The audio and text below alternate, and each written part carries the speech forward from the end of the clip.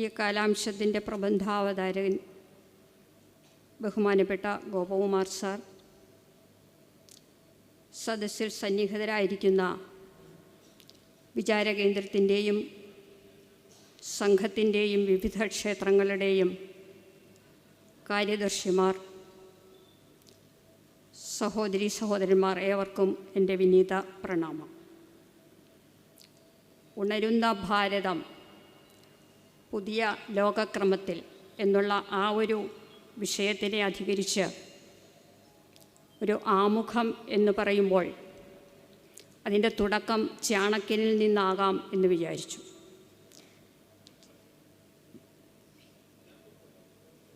വിദേശ നയത്തിനെക്കുറിച്ച് ചാണക്യൻ പറയുന്നത് ഏത് രാജ്യത്തിനെ സംബന്ധിച്ചും 6 പ്രധാനപ്പെട്ട ഘടകങ്ങളുടെ സംയോജനമാണ് അതാത് രാജ്യത്തിൻ്റെ വിദേശ നയം.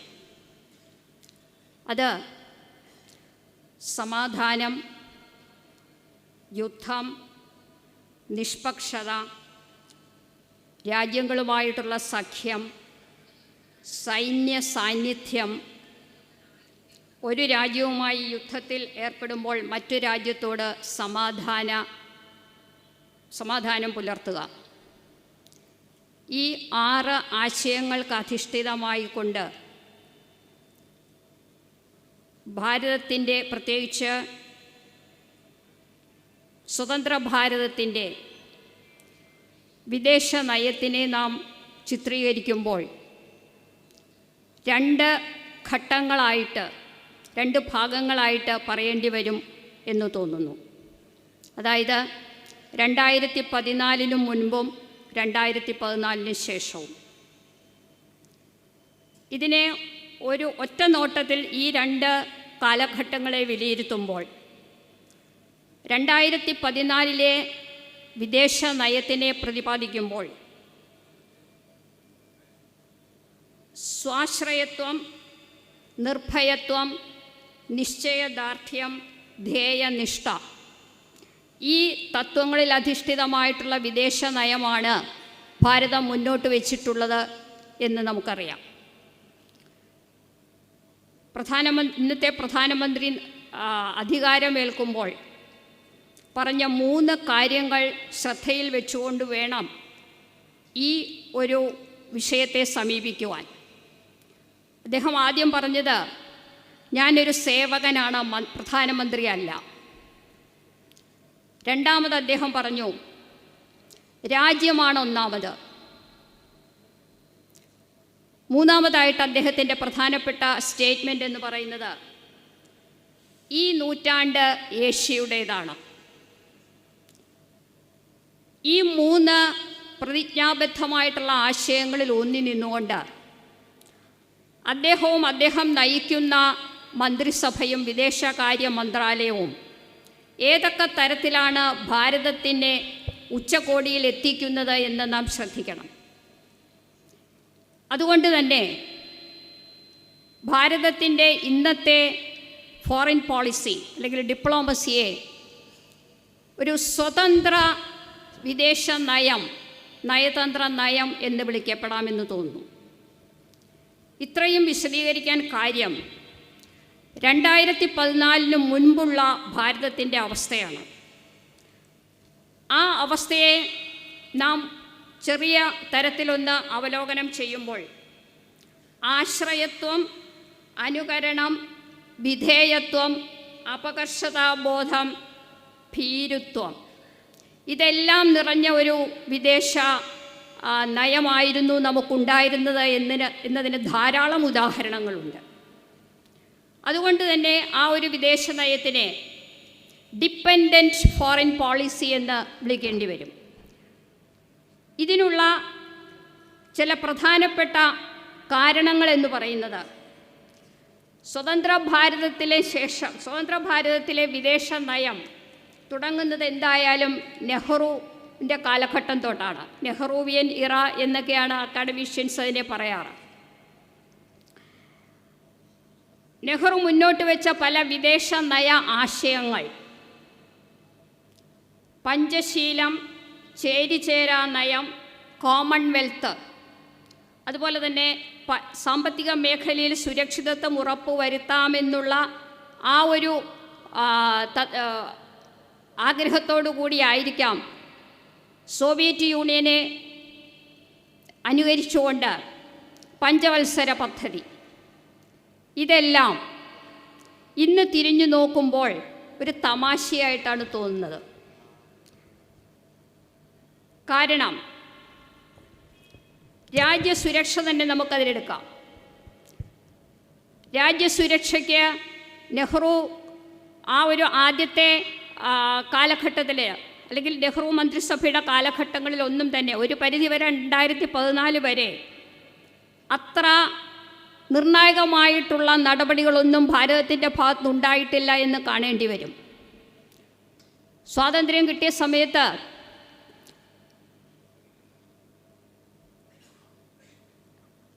പല തത്വചിന്തകന്മാരും, സർദാർ KM പണിക്കരെ പോലെയുള്ള തത്വചിന്തകന്മാരൊക്കെ തന്നെ പല മാർഗനിർദ്ദേശങ്ങൾ ഭാരതത്തിൻ്റെ അതിർത്തി സംരക്ഷണത്തിന് വേണ്ടിയിട്ട് മുന്നോട്ട് വച്ചിരുന്നു.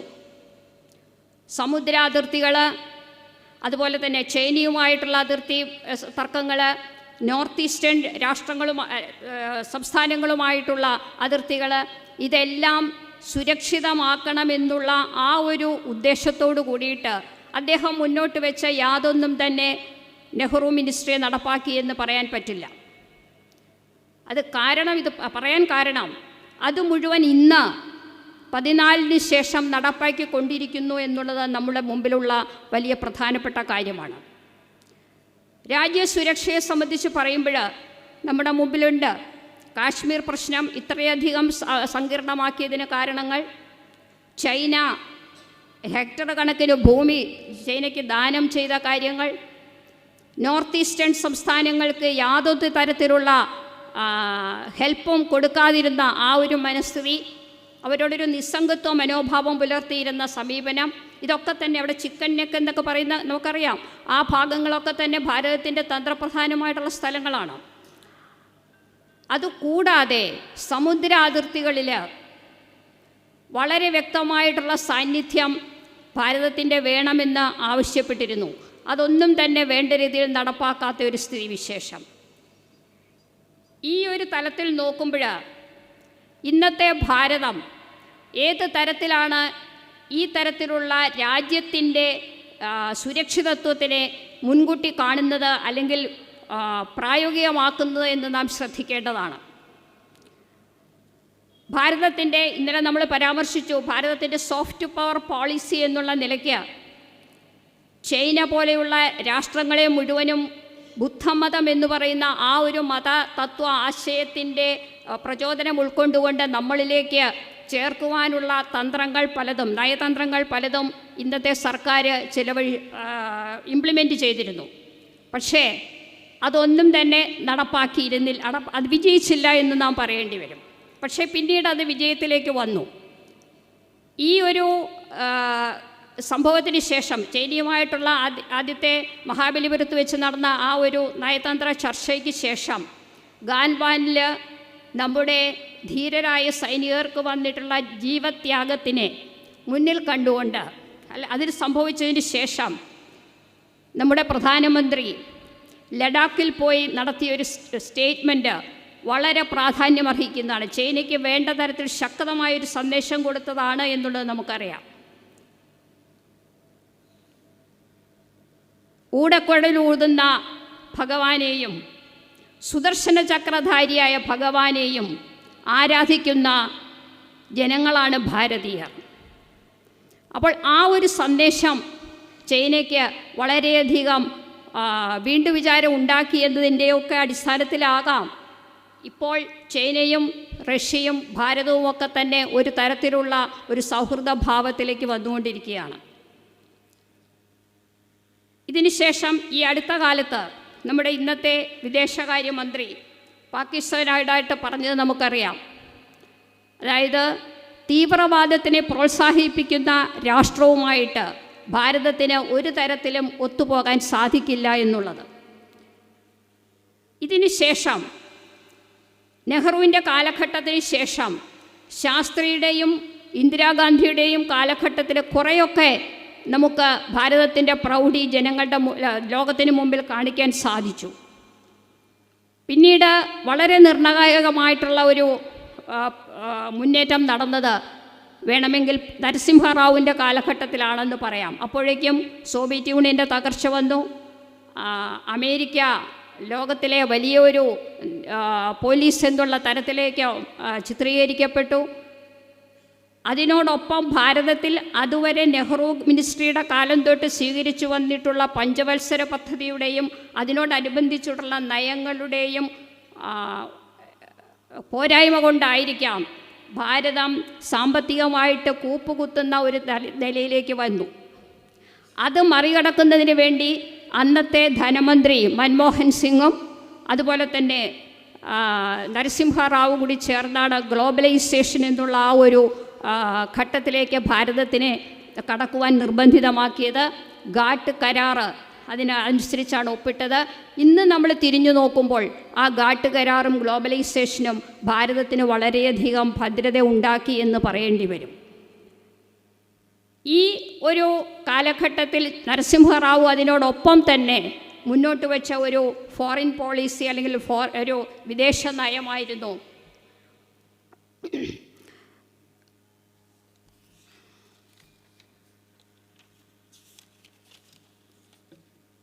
Look east policy. അതായത് ഏഷ്യയും ഏഷ്യയോട് ചുറ്റപ്പെട്ടിട്ടുള്ള രാഷ്ട്രങ്ങളും എല്ലാവരും കൂടി ഒന്നിച്ചു നിന്നുകൊണ്ട് അവരവരുടേതായിട്ടുള്ള സാമ്പത്തികപരമായിട്ടുള്ള ബന്ധങ്ങൾ ഉറപ്പുവരുത്തുക എന്നുള്ള അതായിരുന്നു അദ്ദേഹത്തിൻ്റെ ആശയം. പക്ഷേ അത് അദ്ദേഹത്തിന് വേണ്ട രീതിയിൽ ഇംപ്ലിമെൻറ്റ് ചെയ്യാൻ പറ്റിയില്ല. പിന്നീട് ഗുജറാൾ ഡോക്ട്രിൻ എന്നുള്ള തരത്തിൽ ഏകദേശം അതിനോട് സമാനമായിട്ടുള്ള അതിനു മുമ്പ് രാജീവ് ഗാന്ധിയുടെ കാലത്തുണ്ടായിട്ടുള്ള സാർക്ക് രാജ്യങ്ങളുടെ ആ ഒരു കൂട്ടായ്മയും ചേരിചേരാ നയവും എല്ലാത്തിൻ്റെയും കൂടെയുള്ള ഒരു തത്വം, അതിനെ ഗുജറാൾ ഡോക്ട്രിൻ എന്നാണ് നമ്മൾ അറിയപ്പെടുന്നത്. അത് ഇംപ്ലിമെൻറ്റ് ചെയ്യാൻ ശ്രമിച്ചു. അതും വേണ്ട രീതിയിൽ സക്സസ് ആയില്ല.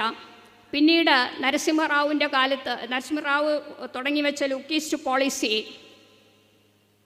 വാജ്പേയിയുടെ കാലത്ത് അതിനൊന്ന് ഒരു ചെറിയ തോതിലുള്ള ഒരു നീക്കം അതിനോട് സംബന്ധിച്ച് നടന്നു എന്നുണ്ടെങ്കിൽ അത് പ്രബലമായില്ല. പിന്നീട് വന്നിട്ടുള്ള 2004 തൊട്ട് 2014 വരെയുള്ള ആ ഒരു കാലഘട്ടം എന്ന് പറയുന്നത് ഭാരതത്തിനെ സംബന്ധിച്ച് വളരെയധികം അരക്ഷിതാവസ്ഥ സൃഷ്ടിച്ച ഒരു ഭരണ കാലഘട്ടമായിരുന്നു എന്ന് പറയാതെ പറ്റില്ല.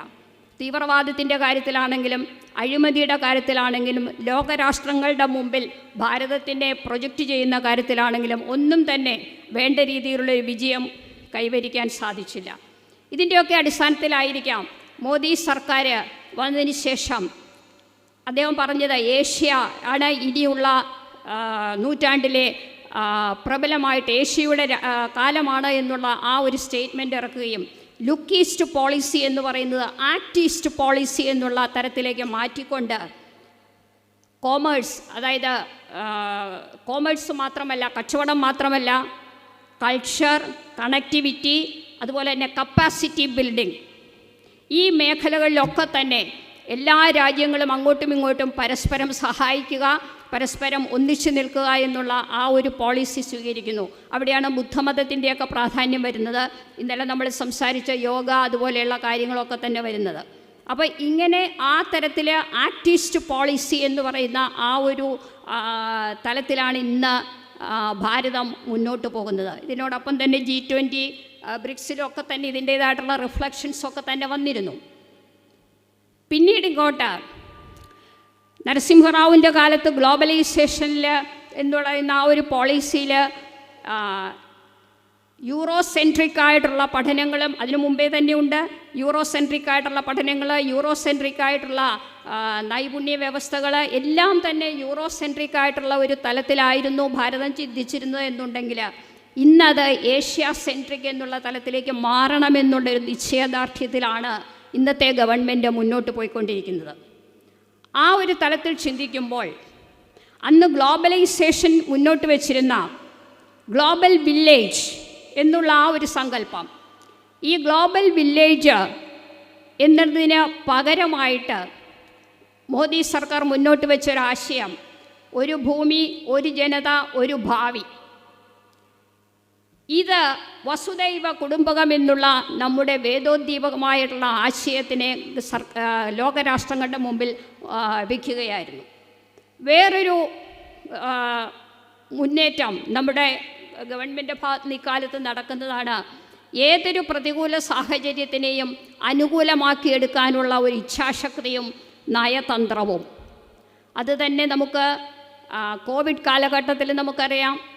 അതുപോലെ തന്നെ ഓപ്പറേഷൻ സിന്ദൂർ എന്ന് പറയുന്ന ആ ഒരു സൈനിക നടപടിക്ക് ശേഷം നമുക്കറിയാം എല്ലാത്തിനും ഭാരതത്തിന് അനുകൂലമായിട്ടുള്ള ഒരു പരിതസ്ഥിതിയെ, ലോകക്രമത്തിനെ ഉണ്ടാക്കിയെടുക്കുന്നതിന് മോദി സർക്കാർ ഇന്ന് സ്ഥിരമായിട്ട് മുന്നോട്ട് പോയിക്കൊണ്ടിരിക്കുകയാണെന്ന് നാം കാണേണ്ടിയിരിക്കുന്നു. അപ്പോൾ ഇതിൻ്റെ ഈ പശ്ചാത്തലത്തിലൊക്കെ തന്നെ വേണം ഈ ഒരു വിഷയത്തിനെ കാണുവാൻ എന്നാണ് എന്നെ സംബന്ധിച്ച് പറയാനുള്ളത്. ഇതിൽ ഭാരതത്തിനെ സംബന്ധിച്ച് ഇന്നത്തെ ഈ ഒരു ആശയങ്ങൾക്കും സ്വത്വബോധത്തിൽ അധിഷ്ഠിതമായിട്ടുള്ള വിദേശ നയത്തിൻ്റെയും ഫലമായിട്ട് ഇനിയുള്ള ലോകക്രമം, കാരണം രണ്ടാം ലോക മഹായുദ്ധത്തിന് ശേഷം 2 ബ്ലോക്കുകളായിട്ട് തിരിഞ്ഞു. അതിൻ്റെ ഇടയ്ക്ക് ഭാരതത്തിൻ്റെ നേതൃത്വത്തിൽ നോൺ അലൈൻഡ് മൂവ്മെൻ്റൊക്കെ ഉണ്ടാക്കിയെന്നുണ്ടെങ്കിലും അതൊക്കെ തികച്ചും ഒരു ആശയപരമായിട്ടുള്ള കാര്യങ്ങളായിരുന്നു എന്നുള്ളത് പിന്നീട് നമുക്ക് ചിന്തിക്കുമ്പോൾ അറിയാൻ സാധിക്കും. അതിനുശേഷം ഇങ്ങോട്ട് ഈ ഒരു ഗ്ലോബലൈസേഷൻ വന്നപ്പോൾ അത് 2 ബ്ലോക്ക് എന്ന് പറയുന്നത് ഒറ്റ ഒരു മോണോസെൻട്രിക് എന്നുള്ള തരത്തിലേക്ക് അമേരിക്കൻ ഐക്യനാടുകളുടെ നേതൃത്വത്തിലുള്ളൊരു ലോകക്രമം എന്നുള്ള സ്ഥിതിവിശേഷം വന്നു. ഇപ്പോൾ ഭാരതത്തിൻ്റെ ഈ പറയുന്ന ഉണരുന്ന ആ ഒരവസ്ഥയിൽ, ഉയരുന്ന ഒരവസ്ഥയിൽ, അല്ലെങ്കിൽ സ്വാവലംബി ഭാരതം എന്നുള്ള തലത്തിലേക്ക് ഭാരതം മുന്നോട്ട് പോകുമ്പോൾ ഇനിയുള്ള ലോകക്രമം എന്ന് പറയുന്നത് എന്താണ് എന്നാണ് നമ്മുടെ മുമ്പിലുള്ള ചിന്ത. അതിനോടൊപ്പം തന്നെ യുണൈറ്റഡ് നേഷൻസ് UNOയുടെ ഘടന, അതിൽ തന്നെ സെക്യൂരിറ്റി കൗൺസിലിൽ ഭാരതത്തിൻ്റെ അംഗത്വം, സ്ഥിരാംഗത്വം, ഇത് പറയുമ്പോൾ വ്യാഖ്യാനമാല എന്ന് പറയുന്ന ആ ഒരു പ്രസംഗ പരമ്പരയിൽ പൂജനീയ സർസംഘ് ചാലക്ജി കഴിഞ്ഞ ദിവസം പറഞ്ഞു, സെക്യൂരിറ്റി കൗൺസിലിലെ ഭാരതത്തിൻ്റെ അംഗത്വത്തിനെ നാം ഒരിക്കലും ആവശ്യപ്പെടുന്നതിന് പകരം ഭാരതത്തിൻ്റെ അംഗത്വം ഇന്നത്തെ ലോകത്തിന് ആവശ്യമാണ് എന്നുള്ളൊരു ചിന്ത നമ്മുടെ മറ്റ് രാഷ്ട്രങ്ങളിലെ, ലോകത്തിലെ മറ്റ് രാഷ്ട്രങ്ങൾക്ക് ഉണ്ടാകണം എന്നുള്ളതാണ് നമ്മുടെ മുമ്പിലുള്ള അഭിവാഞ്ഛ. ഇതിന് കാരണം അദ്ദേഹം പറയുന്നത്, നേരത്തെ സൂചിപ്പിച്ച പോലെ ഉത്തരോത്തരം ഉയർന്നുകൊണ്ടിരിക്കുന്ന സ്വാവലംബിയായിട്ടുള്ള ഭാരതത്തിൻ്റെ ആ ഒരു മുന്നോട്ടുള്ള പ്രയാണം, അതുപോലെ തന്നെ ലോക ജനസംഖ്യയിൽ ഏറ്റവും കൂടുതൽ ജനസംഖ്യയുള്ള രാജ്യം, അതിൽ തന്നെ ലോകത്തെ ഏറ്റവും യുവാക്കളുള്ള രാജ്യം, കൂടാതെ ജീവിതത്തിൻ്റെ സമസ്ത മേഖലകളിലും അറിവിൻ്റെ പാരമ്പര്യവും പൈതൃകവും പേറുന്ന ഒരു രാജ്യം. ഈ ഒരവസ്ഥയിൽ എന്താണ് ലോകത്തിൻ്റെ ഭാവി എന്നുള്ളതായിരിക്കും നമ്മുടെ ഇന്നത്തെ ചിന്താവിഷയം. ബഹുമാനപ്പെട്ട ഗോപകുമാർ സാർ ഈ സമസ്യകൾക്ക് ഉത്തരം തരുമെന്ന് നമുക്ക് പ്രതീക്ഷിക്കാം. സാറിനെക്കുറിച്ച് പറയുമ്പോൾ Kerala university Kariavattom political science ഡിപ്പാർട്ട്മെൻറ്റിലെ ഒരു സൗമ്യ മുഖമുള്ള അധ്യാപകരിൽ ഒരാളായിരുന്നു. ഞാൻ ഗവേഷണ വിദ്യാർത്ഥിയായിട്ടേ അവിടെ ചെന്നിട്ടുള്ളൂ. എന്നെ പഠിപ്പിച്ച അധ്യാപകർ പലരും സാറിൻ്റെ സ്റ്റുഡൻസാണ്. എൻ്റെ അനുഭവത്തിൽ നിന്നും അവരിൽ നിന്നുള്ള അവിടുത്തെ സാറിൻ്റെ സ്റ്റുഡൻസിൽ നിന്നും ഒക്കെ തന്നെയുള്ള ഒരു സാറിനെക്കുറിച്ചുള്ളൊരു വീക്ഷണമെന്ന് പറയുന്നത് സൗമ്യമുഖ സ്വഭാവമാണെന്നുണ്ടെങ്കിലും സെമിനാറിൻ്റെ കാര്യം വരുമ്പോൾ ആൾ വളരെ കാർക്കശക്കാരനായിരുന്നു. ഞങ്ങളെല്ലാവരും പേടിക്കാറുണ്ട്. കാരണം ചോദ്യങ്ങൾ ചോദിക്കുകയും അതുപോലെ തന്നെ ഉത്തരം കൊടുക്കാൻ പേപ്പർ പ്രസൻറ്റ് ചെയ്യുന്നവരും ബാധ്യസ്ഥരായിരിക്കണം. സാർ അതിൻ്റെ ഒരു നിർബന്ധമാണത്. സാറ് സഹായിക്കുകയും ചെയ്യും. അപ്പോൾ അതുകൊണ്ട് നമ്മുടെ ഈ സാറിൻ്റെ പ്രസൻറ്റേഷന് ശേഷം നല്ല രീതിയിലുള്ള ഒരു ഇൻ്ററാക്ഷൻ സദസ്സിൽ നിന്നും പ്രതീക്ഷിക്കുന്നു. സമയക്ലിപ്തത പാലിച്ചുകൊണ്ട് എല്ലാവരും അതിൽ പങ്കുചേരണമെന്നും അഭ്യർത്ഥിക്കുന്നു. സാറിനെ സവിനയം ഈ ഒരു പ്രബന്ധാവതരണത്തിന് വേണ്ടി ക്ഷണിക്കുകയാണ്. വന്ദേ മാതരം. ഈ യോഗത്തിൽ പങ്കെടുക്കുന്ന എല്ലാവർക്കും എൻ്റെ വിനീത നമസ്കാരം.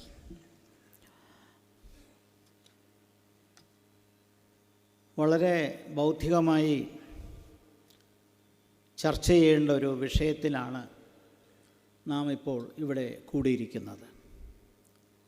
ഉണരുന്ന ഭാരതവും പുതിയ ലോകക്രമവും ഭൗമ രാഷ്ട്രീയ പരിപ്രേക്ഷ്യത്തിൽ.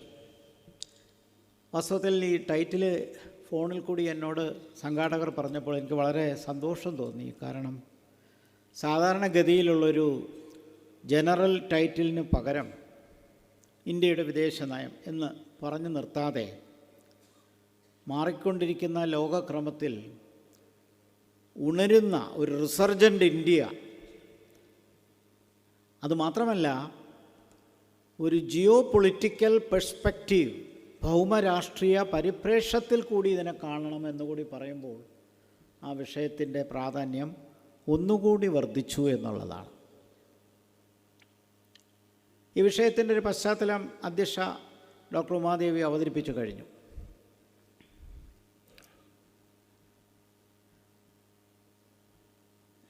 ഐക്യരാഷ്ട്രസഭയുടെ 80-ാം വാർഷികം ആചരിക്കുന്ന ഈ വർഷത്തിൽ ലോക സമാധാനവും ലോകക്രമവുമെല്ലാം വളരെ സങ്കീർണമായ ഒരവസ്ഥയിലാണ് നിൽക്കുന്നത്. തീവ്രവാദം, കാലാവസ്ഥാ വ്യതിയാനം, കോവിഡ് പോലെയുള്ള അസുഖങ്ങളും മറ്റ് പ്രശ്നങ്ങളും ഉണ്ടാക്കുന്ന ഭീതി, പ്രാദേശിക യുദ്ധങ്ങൾ, മനുഷ്യാവകാശ ധ്വംസനങ്ങൾ, നേരിട്ട് മറ്റ് രാജ്യങ്ങളെ ആക്രമിക്കുന്ന പ്രവണത, സാമ്പത്തികമായി ലോകത്ത് ഒരുമിച്ച് പോകാൻ പറ്റാത്ത കാലഘട്ടം, ശുദ്ധജലത്തിൻ്റെ ലഭ്യതയുടെ കുറവ്, മനുഷ്യാവകാശ ധ്വംസനങ്ങൾ, ഇതെല്ലാം കൂടി ചേർന്ന് മറ്റേതൊരു കാലഘട്ടത്തേക്കാൾ ഇന്ന് ലോകം വിഷമവൃത്തത്തിലാണ് നിൽക്കുന്നത്. ചില സമയം ആലോചിക്കുമ്പോൾ ഐക്യരാഷ്ട്രസഭ എന്ത് ചെയ്യുന്നു ഇക്കാര്യത്തിൽ? 850 കോടി ജനങ്ങളുള്ള ഈ ലോകത്ത് ഭാരതത്തിൽ മാത്രം 147 കോടിയിലെത്തിക്കഴിഞ്ഞു. ലോക ജനസംഖ്യയുടെ 17.5% നമ്മുടെ രാജ്യത്താണ്. ചൈന 17%. നമ്മൾ മുൻപന്തിയിൽ വന്നത് നമ്മൾ 2 കൊല്ലമായിട്ട് ശ്രദ്ധിച്ചിട്ടുണ്ട്. ലോകത്തിലെ ഏറ്റവും ജനസംഖ്യയുള്ള രാജ്യം, ലോകത്തിലെ ഏറ്റവും വലിയ ജനാധിപത്യ രാജ്യം. എന്നാൽ ഈ ലോകക്രമത്തിലേക്ക് നമ്മൾ വരുമ്പോൾ നമ്മുടെ ശോചനീയമായ അവസ്ഥയിൽ നിന്ന് ഇന്ന് ലോകം നമ്മളെ മനസ്സിലാക്കുകയും ഭൗമരാഷ്ട്രീയ പശ്ചാത്തലത്തിൽ ഒരു പുതിയ കാഴ്ചപ്പാടിൽ നമ്മെ കാണാനായി മറ്റ് രാജ്യങ്ങൾ തയ്യാറാകുന്നതും നോക്കുമ്പോൾ വാസ്തവത്തിൽ 1947 ശേഷം 78 വർഷം കഴിയുമ്പോൾ നമ്മൾ ലോകത്ത് ഇന്ന് ശ്രദ്ധിക്കപ്പെടുന്നത് പോലെ ഒരു കാലഘട്ടത്തിലും ഉണ്ടായിട്ടില്ല.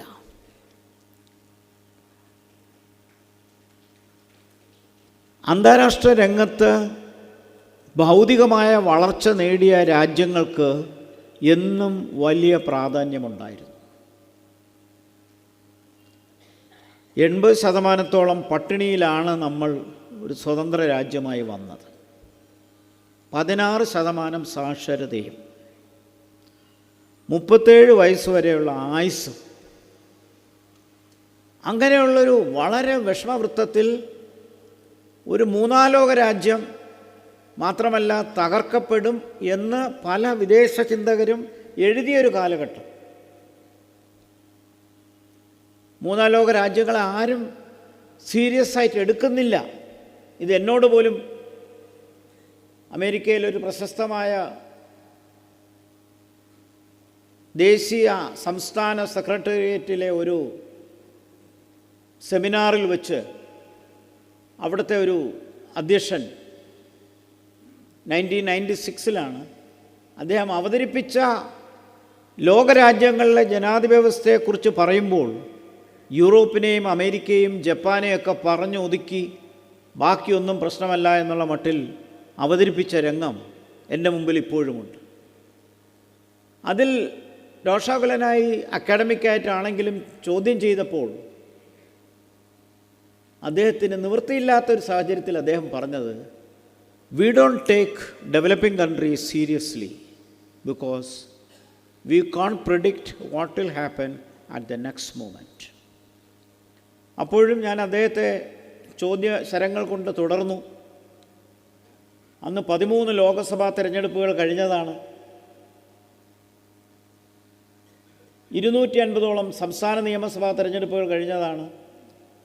എപ്പോഴാണ് ഞങ്ങൾ ഏകാധിപത്യത്തിലേക്കും അരാജകത്വത്തിലേക്കും പോയി എന്നൊന്ന് ചൂണ്ടിക്കാണിക്കാൻ പറഞ്ഞു. ഞങ്ങൾക്ക് സാമ്പത്തിക പിന്നോക്കാവസ്ഥയുണ്ടായിരുന്നു, പക്ഷേ എപ്പോഴാണ് ഞങ്ങൾ അരാജകത്വത്തിലേക്കും അധികാര ശ്രേണിയിൽ വന്ന ഡിക്റ്റേറ്റർഷിപ്പിലേക്കും എന്നാണ് നമ്മൾ പോയതെന്ന് താങ്കൾക്ക് പറയാമോ എന്നുള്ള ചോദ്യം അവസാനിപ്പിച്ചപ്പോൾ എൻ്റെ ഉള്ളൊന്ന് കാളി. കാരണം 1975-77 കാലഘട്ടത്തിൽ നമുക്കും ഒരു അടിയന്തരാവസ്ഥയുണ്ടായിരുന്നു. എന്തായാലും അദ്ദേഹത്തിന് അത് അറിയില്ലാത്തത് കൊണ്ടോ മനസ്സിലാക്കാത്തത് കൊണ്ടോ അദ്ദേഹം അതിന് ഉത്തരം പറഞ്ഞില്ല.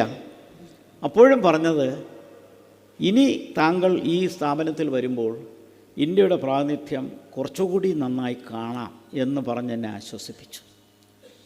അന്ന് അമേരിക്കയിലെ അംബാസഡറായിരുന്ന TP ശ്രീനിവാസൻ, അദ്ദേഹത്തെ ഞാൻ അപ്പോൾ തന്നെ അടുത്ത ദിവസം തന്നെ ഫോണിൽ വിളിച്ച് കാര്യങ്ങളൊക്കെ പറഞ്ഞപ്പോൾ അദ്ദേഹം പറഞ്ഞത്, നമ്മുടെ രാഷ്ട്രീയത്തെ അവർ വല്ലാതെ തെറ്റിദ്ധരിച്ച് കാണുന്നുണ്ട്, അത് കാരണം നമ്മളെക്കുറിച്ചുള്ളൊരു ഇമേജ് അത്ര ശക്തമല്ല. ഇന്ന് ഇവിടെ കൊടുത്തിരിക്കുന്ന ടൈറ്റിൽ ഉണരുന്ന ഭാരതവും പുതിയ ലോകക്രമവും, ജിയോ പൊളിറ്റിക്കൽ പെർസ്പെക്റ്റീവിലാണത് പറയേണ്ടത്.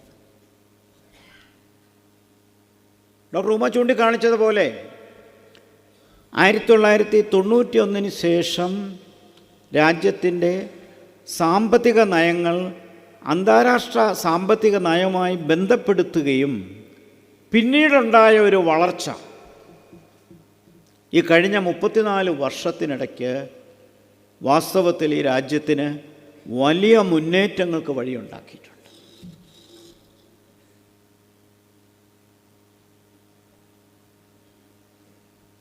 അതുവരെ ഉണ്ടായിരുന്ന സാമ്പത്തിക നയം നെഹ്റുവിയൻ എക്കോണമിയിൽ അന്നത്തെ സാഹചര്യത്തിൽ സൃഷ്ടിക്കപ്പെട്ട ചേരിചേരാ പ്രസ്ഥാനം മാത്രമല്ല, ഗവൺമെൻറ് തന്നെ എല്ലാ കാര്യങ്ങളിലും ഉത്തരവാദിയായിരിക്കുക. ഫ്രം ക്രാഡിൽ ടു ഗ്രേവ് എല്ലാം ഗവൺമെൻറ്,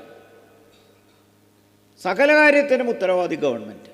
സാമ്പത്തികമായാലും വിദ്യാഭ്യാസമായാലും സംസ്കാരമായാലും എന്ത് ജീവിതധാരയായാലും മറ്റാർക്കും അതിനകത്ത് ഇൻവെസ്റ്റ് ചെയ്യാൻ അവസരമില്ല. പേരിന് സ്വകാര്യ മേഖല ഉണ്ടെന്നേ ഉള്ളൂ. എല്ലാ കാര്യങ്ങളും ഗവൺമെൻറ് ബ്യൂറോക്രസി വഴി വളർച്ചയുണ്ടാകും. മാത്രമല്ല, ഇറക്കുമതിയിൽ അധിഷ്ഠിതമായ സബ്സിഡൈസ്ഡ് പാറ്റേൺ ആയിട്ടൊരു എക്കോണമി ആയിരുന്നു അന്നുണ്ടായിരുന്നത്. അന്നത്തെ കാലഘട്ടത്തിൽ ഒരുപക്ഷെ അത് സ്യൂട്ടബിൾ ആയിരുന്നിരിക്കാം, കാരണം 80% ആൾക്കാർ പട്ടിണിയിലാണ്. പക്ഷേ 1991 ശേഷം ഉണ്ടായ മാറ്റം, പ്രത്യേകിച്ച് കയറ്റുമതിയിലുണ്ടായ ഒരു വലിയ മുന്നേറ്റം, അതിനുശേഷം ലോകത്തിലെ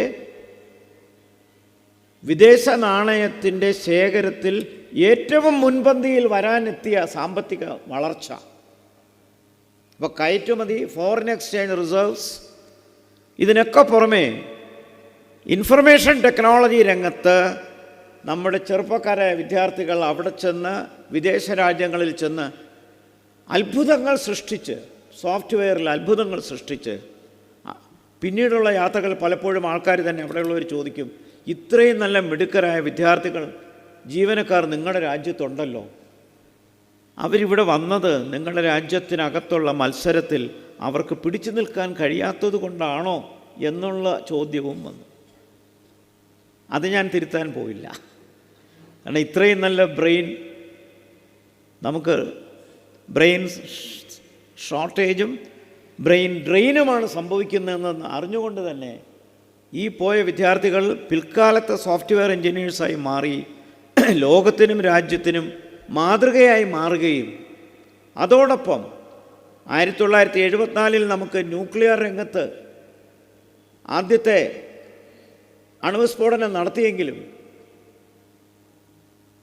പ്രധാനമന്ത്രി വാജ്പേയി അദ്ദേഹത്തിൻ്റെ രണ്ടാം ഭരണത്തിൽ, ആദ്യത്തെ 13 ദിവസമായിരുന്നു, രണ്ടാമത്തെ ഭരണത്തിൽ നടത്തിയ 98 നടത്തിയ പൊഖ്രാൻ 2 അതുകൂടി വന്നപ്പോൾ ആ സമയത്താണ് ഈ ഗ്ലോബലൈസേഷൻ്റെയും സോഫ്റ്റ്വെയറിൻ്റെയും മാറ്റങ്ങൾ ലോകത്ത് വന്നത്.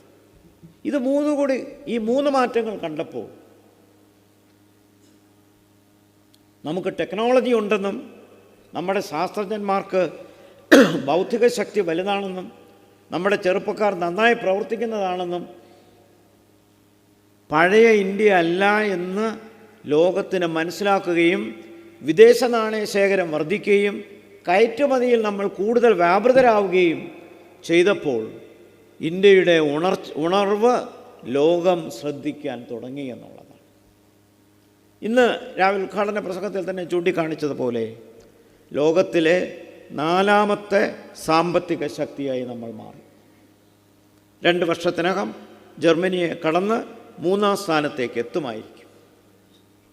പക്ഷെ എന്നാലും നമ്മുടെ മുന്നിൽ ഒരുപാട് മുന്നേറാനുണ്ട് എന്നുള്ളത് മനസ്സിലാക്കാം. ഇത്രയും വലിയൊരു ജനസംഖ്യയെ ഉൾപ്പെടുത്തിക്കൊണ്ടാണ് ഈ മുന്നേറ്റം എന്ന് പറയുമ്പോഴാണ് അതിൽ വലിയൊരു ചാരിതാർത്ഥ്യമുണ്ട്. ഇന്ന് ലോകത്തിലെ ഏറ്റവും കൂടുതൽ വിദ്യാർത്ഥി സമൂഹമുള്ളത് നമ്മുടെ രാജ്യത്താണ്. The biggest educational landscape in the world നമ്മുടെ രാജ്യത്താണ്. അമേരിക്കയിലും ചൈനയിലൊക്കെ ഉള്ളത് വിദേശ വിദ്യാർത്ഥികളോട് കൂട്ടിയിട്ടാണ്. എന്നാലും നമ്മുടെ ശക്തി ഹയർ എഡ്യൂക്കേഷൻ രംഗത്തും ജനറൽ എഡ്യൂക്കേഷൻ രംഗത്തും വളരെ മുകളിലാണ്. ജനസംഖ്യയുടെ ഒരു ഘടകമായിരിക്കാം, പക്ഷേ ഈ കുട്ടികളെ ആരോഗ്യത്തോടു കൂടിയും വിദ്യാഭ്യാസത്തോടു കൂടിയും അടിസ്ഥാന സൗകര്യങ്ങളോടുകൂടിയും അവർക്ക് വേണ്ട ശക്തി കൊടുക്കുമ്പോൾ മാത്രമേ ഇതിൻ്റെ ഗുണമുണ്ടാവുകയുള്ളൂ. വിദേശ നയമെന്ന് പറയുന്നത് ആഭ്യന്തര താൽപ്പര്യങ്ങളുടെ ഒരു പ്രകടനമാണ്.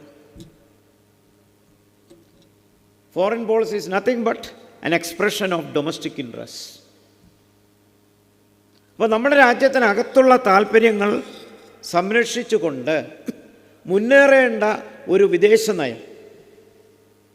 മാത്രവുമല്ല, ഇവിടെ ചൂണ്ടിക്കാണിച്ചതുപോലെ വിദേശ നയത്തിനകത്ത് സ്വാധീനിക്കപ്പെടുന്ന ഒത്തിരി ഘടകങ്ങളുണ്ട്. ഒരു രാജ്യവും അതിൽ നിന്ന് മാറി നിൽക്കാൻ കഴിയില്ല. അവിടെയാണ് ജിയോ പൊളിറ്റിക്സിൻ്റെ പ്രാധാന്യം വരുന്നത്.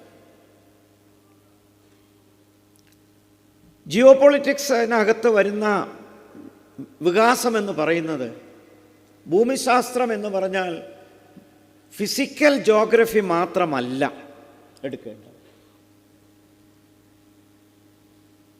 പഴയ ജിയോ പൊളിറ്റിക്കൽ തിയറി അനുസരിച്ചാണെങ്കിൽ ലാൻഡ്, വാട്ടർ, എൻവയോൺമെൻറ്റ് ഇവയെ ബന്ധപ്പെടുത്തിയുള്ള സിദ്ധാന്തങ്ങളാണ് ജോഗ്രഫിക്ക് ഗുണം ചെയ്തെങ്കിൽ ഇന്ന് അതുകൊണ്ട് അവസാനിക്കുന്നില്ല എന്നുള്ളതാണ്. അതിൻ്റെ ഏറ്റവും നല്ല ഉദാഹരണമാണ് കാലാവസ്ഥാ വ്യതിയാനം. പരിസ്ഥിതി പ്രശ്നങ്ങൾ മറ്റൊരു ഘടകമാണ്. ഇത് രണ്ടിനും അപ്പുറം ഇന്ന് ലോകത്തിന് ആവശ്യമുള്ള റിന്യൂവബിൾ എനർജി എവിടെയൊക്കെ അവൈലബിൾ ആണോ അത്തരം രാജ്യങ്ങൾക്ക് ജിയോ പൊളിറ്റിക്കലി പ്രാധാന്യം വർദ്ധിക്കും. യുക്രൈനെ റഷ്യ പുറകെ നടന്ന് ആക്രമിക്കുന്നതിൻ്റെ ഉദ്ദേശം എന്താണ്? അവിടുത്തെ റിന്യൂവബിൾ എനർജി നേടാനാണ്. നമുക്കും റിന്യൂവബിൾ എനർജി പലതുമുണ്ട്, സോളാർ ഉൾപ്പെടെ, ലിഥിയം ഉൾപ്പെടെ. അപ്പോൾ നമ്മുടെ റിന്യൂവബിൾ എനർജി ഇനിയുള്ള എക്കണോമിക് ഗ്രോത്തിന് വളരെ ആവശ്യമായതുകൊണ്ട് ഇത് സംരക്ഷിക്കുകയും മുന്നോട്ട് പോവുകയും ചെയ്യണമെങ്കിൽ അതനുസരിച്ചുള്ള അന്തർദേശീയ ബന്ധങ്ങൾ നമുക്ക് ശക്തമാകണം. തുടങ്ങിയപ്പോൾ ചേരിചേരാ പ്രസ്ഥാനത്തിലായിരുന്നു നമ്മൾ. കാരണം അന്ന് ശീതസമരത്തിൻ്റെ പശ്ചാത്തലത്തിലുള്ള രണ്ട് ധ്രുവങ്ങളായി 1945 ലോകം ക്ലാസിഫൈ ചെയ്യപ്പെട്ടു.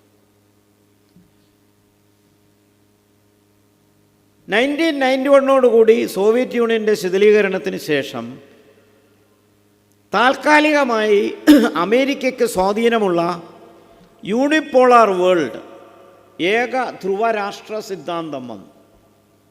പക്ഷെ അതിനധികം ആയുസ്സുണ്ടായില്ല. 2008 തന്നെ ലോകമെമ്പാടുമുണ്ടായ സാമ്പത്തിക തകർച്ചയുടെ ഭാഗമായി അമേരിക്കയിലും റിസഷൻ വരികയും അമേരിക്കയ്ക്ക് മാത്രമായി ലോകത്തെ മുന്നോട്ട് നയിക്കാൻ പറ്റില്ല എന്നുള്ള കാര്യം വ്യക്തമാവുകയും ചെയ്തു. നമ്മൾ അക്കാര്യത്തിൽ കുറച്ചുകൂടി ഫാർസൈറ്റഡായിട്ട് കണ്ടതുകൊണ്ട് കോൾഡ് വാറിന് ശേഷം, അതിനു മുമ്പ് റഷ്യ നമ്മളോട് എന്നും അടുപ്പം കാണിച്ചിരുന്നു.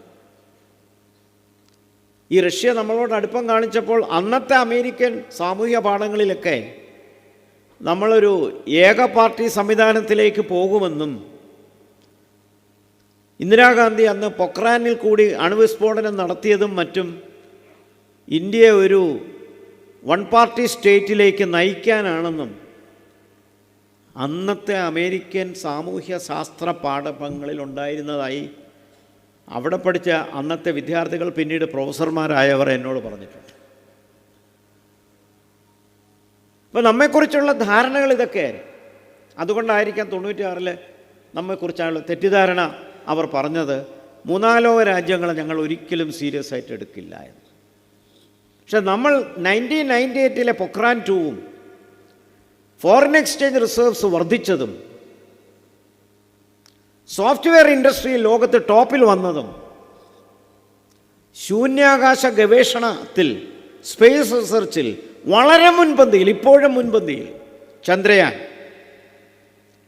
ശുഭാൻശു ശുക്ലയുടെ ഏറ്റവും ഒടുവിലത്തെ നേട്ടം ഉൾപ്പെടെ ഇൻ്റർനാഷണൽ സോളാർ അലയൻസിൻ്റെ പ്ലാറ്റ്ഫോമിൽ നിന്നുകൊണ്ട് പ്രധാനമന്ത്രിക്ക് പറയാൻ കഴിഞ്ഞു, India is now on the moon.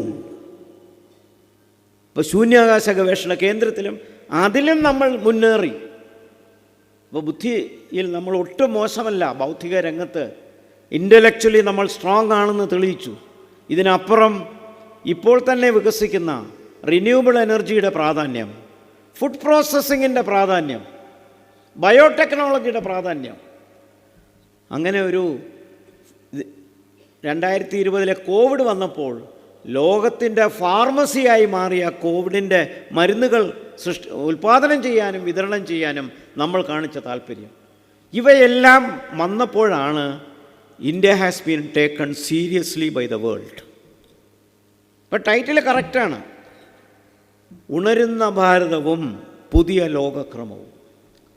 പക്ഷേ ലോകക്രമം നമ്മുടെ കയ്യിലല്ലല്ലോ. നമുക്ക് രാജ്യത്തകത്ത് ആഭ്യന്തരമായി നമുക്ക് ഒരുപാട് കാര്യങ്ങൾ ചെയ്യാൻ പറ്റും. വലിയ പ്രശ്നങ്ങളുണ്ട്, ഇല്ല എന്നല്ല. ആഭ്യന്തര പ്രശ്നങ്ങൾ ഒരുപാടുണ്ട്. അയൽപ്പക്കത്തുള്ള രാജ്യങ്ങളുടെ വെല്ലുവിളിയും ഉണ്ട്. അപ്പം നമുക്കിവിടെ അന്തർദേശീയ രംഗത്തുള്ള പശ്ചാത്തലം നോക്കിക്കഴിഞ്ഞാൽ അമേരിക്കയുടെ ശക്തി 2008 ദുർബലപ്പെട്ടതോടുകൂടി യൂണിപോളാർ വേൾഡ് തകർന്നു. 2004 നമ്മൾ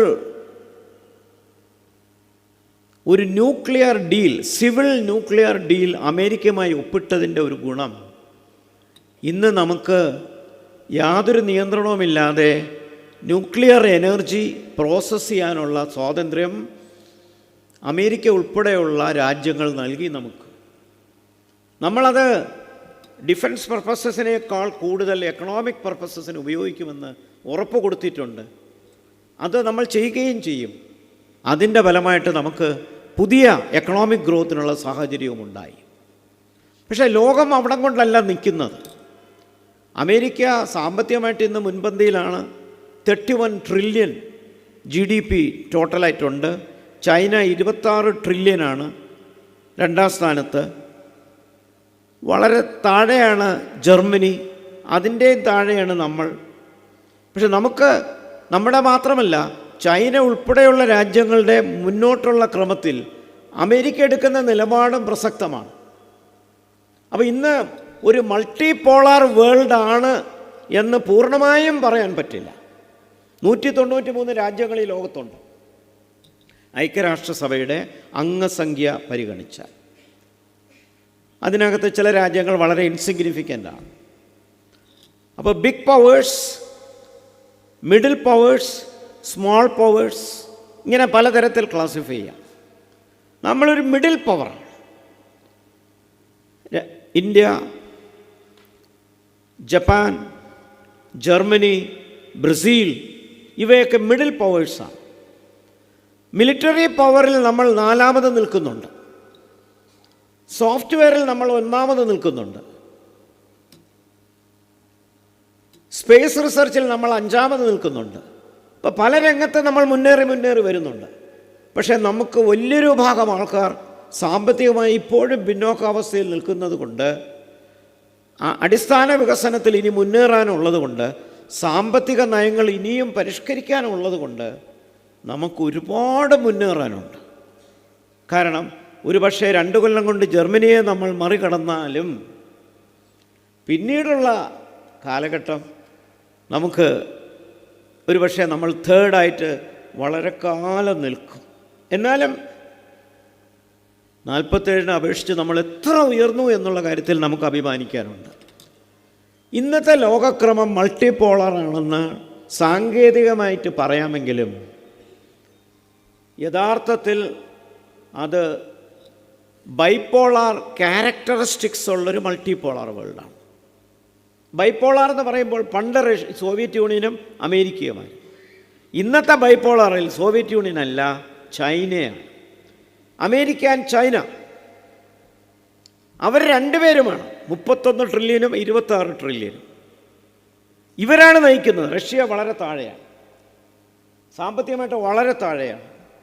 പക്ഷെ അതിന് ലാൻഡുണ്ട്, മിനറൽ റിസോഴ്സസ് ഉണ്ട്, എനർജി ഉണ്ട്, ഓയിലുണ്ട്, ഗ്യാസ് ഉണ്ട്, നാച്ചുറൽ ഗ്യാസ് ഉണ്ട്. അപ്പോൾ രാജ്യത്തിൻ്റെ ശക്തി നിർണ്ണയിക്കുന്നത് പല ഘടകങ്ങളിൽ കൂടിയാണ്. അപ്പോൾ ജിയോ പൊളിറ്റിക്സിൻ്റെ പ്രാധാന്യം അവിടെ വരുന്നു. അപ്പോൾ ജിയോ പൊളിറ്റിക്സ് കുറച്ചുകൂടി പറയാം. സ്വാതന്ത്ര്യാനന്തരം നമ്മളെടുത്ത നോൺ അലൈൻമെൻറ്റ് പോളിസിയിൽ നമുക്ക് അന്ന് തന്നെ 3 ലോക രാജ്യങ്ങളോടൊരു സ്നേഹവും സഹതാപവും, അതേസമയം ദക്ഷിണേഷ്യയിൽ നമ്മൾ പ്രോമിനൻ്റ് ആണെന്നുള്ളൊരു ബോധ്യം നെഹ്റുവിൻ്റെ കാലഘട്ടത്തിലും ഉണ്ടായിരുന്നു. ചൈന ഇത് മനസ്സിലാക്കി ചൈനയുടെ നയങ്ങൾ കുറച്ച് അഗ്രസീവ് ആണെന്നുള്ളത് അന്നേ തന്നെ ഡോക്ടർ KM പണി, സർദാർ പണിക്കരും ബാക്കിയുള്ളവരും അത് ചൂണ്ടിക്കാണിക്കുകയും ചെയ്തിരുന്നു. പക്ഷേ ചൈന കൂടുതലും സൗത്ത് ഈസ്റ്റ് ഏഷ്യയിലേക്കാണ് ശ്രമിച്ചത്. കൂട്ടത്തിൽ വെസ്റ്റ് സൈഡിൽ പാകിസ്ഥാനെ കൂടി കൈവശപ്പെടുത്തി. ഒരുപക്ഷേ ഇന്ത്യയും പാകിസ്ഥാനും തമ്മിലൊരു പാർട്ടിഷൻ വന്നപ്പോൾ തന്നെ ജിയോ പൊളിറ്റിക്സിൻ്റെ ആദ്യത്തെ ബാലപാഠം നമ്മൾ മനസ്സിലാക്കി. കാരണം പാശ്ചാത്യ രാജ്യങ്ങൾക്ക് ഗൾഫ് രാജ്യങ്ങളിൽ എണ്ണ ഗവേഷണത്തിനും എണ്ണ എക്സ്പ്ലോയ്റ്റ് ചെയ്യാനും ജോഗ്രഫിക്കലി കൺവീനിയൻ്റ് ഒരു സ്റ്റേബിൾ സ്പേസ് പാകിസ്ഥാൻ കൊടുത്തു. പിന്നീട് ഇൻ്റർനാഷണൽ റൈവൽറിക്ക് അമേരിക്കയ്ക്ക് ബേസ് കൊടുക്കാനും ഈ ജിയോ പൊളിറ്റിക്കൽ പ്രോമിനൻസ് പാകിസ്ഥാൻ കൊടുത്തത് കൊണ്ടാണ് ഇന്നും ഇത്രയും കാലം കഴിഞ്ഞിട്ടും തീവ്രവാദം ഇത്രയും വലുതായിട്ടും പാകിസ്ഥാനെ തള്ളാതെ ലോകത്തിലെ ജനാധിപത്യ ശക്തിയായ അമേരിക്ക നിൽക്കുന്നത്. Geo politically Pakistan is more convenient to United States than India. ഡെമോക്രസിയൊന്നും കാര്യമില്ല. ഇൻ്റർനാഷണൽ പൊളിറ്റിക്സിൽ ഐഡിയോളജിക്കല്ല പ്രോമിനൻസ്, പ്രായോഗികതയ്ക്കാണ്. ആ ജിയോ പൊളിറ്റിക്സിന് ഭൂമിശാസ്ത്രം മാത്രമല്ല എന്ന് ഞാൻ ചൂണ്ടിക്കാണിച്ചു. Natural resources, raw materials, availability of energy, ഇങ്ങനെ തുടങ്ങിയുള്ള ഘടകങ്ങൾ കൂടി വരുമ്പോൾ സൗത്ത് ഏഷ്യയും സൗത്ത് ഈസ്റ്റ് ഏഷ്യയും വളരെ പ്രോമിനൻ്റാണ്. പ്രധാനമന്ത്രി മോദി അധികാരത്തിൽ വന്ന 2014 വിദേശ നയത്തിലേക്ക് ഒരു പുതിയ കാഴ്ചപ്പാട് കൊണ്ടുവന്നു. ഒന്ന്, ചേരിചേരാ പ്രസ്ഥാനം ആ നോൺ അലൈൻ പോളിസിക്ക് മാറ്റം വന്നു. ആ സ്ഥാനത്ത് വന്ന പുതിയ തത്വമാണ് സ്ട്രാറ്റജിക് ഓട്ടോണമി. സ്ട്രാറ്റജിക് ഓട്ടോണമി, തന്ത്രപരമായ സ്വാതന്ത്ര്യം, ദേശസുരക്ഷയ്ക്ക് പ്രാധാന്യം കൊടുത്തതാണ് 2014 ശേഷമുള്ള ഏറ്റവും വലിയ turning point. National security, strategic autonomy നമ്മുടെ ബേസിക് പ്രിൻസിപ്പിളായി മാറി. അതുകൊണ്ട് തന്നെ എന്നും സൗഹൃദത്തിലിരുന്ന റഷ്യയെ നമ്മൾ തള്ളിയിട്ടില്ല. അമേരിക്കയുമായി പുത്തൻ താല്പര്യങ്ങൾ നമ്മൾ വന്നു. ആ പുത്തൻ താല്പര്യങ്ങൾ വന്നതിൽ രണ്ട് കാര്യങ്ങൾ എടുത്തു പറയാനുണ്ട്. ഒന്ന്, നേരത്തെ ചൂണ്ടിക്കാണിച്ച 2005 സിവിൽ ന്യൂക്ലിയർ ഡീൽ. രണ്ട്,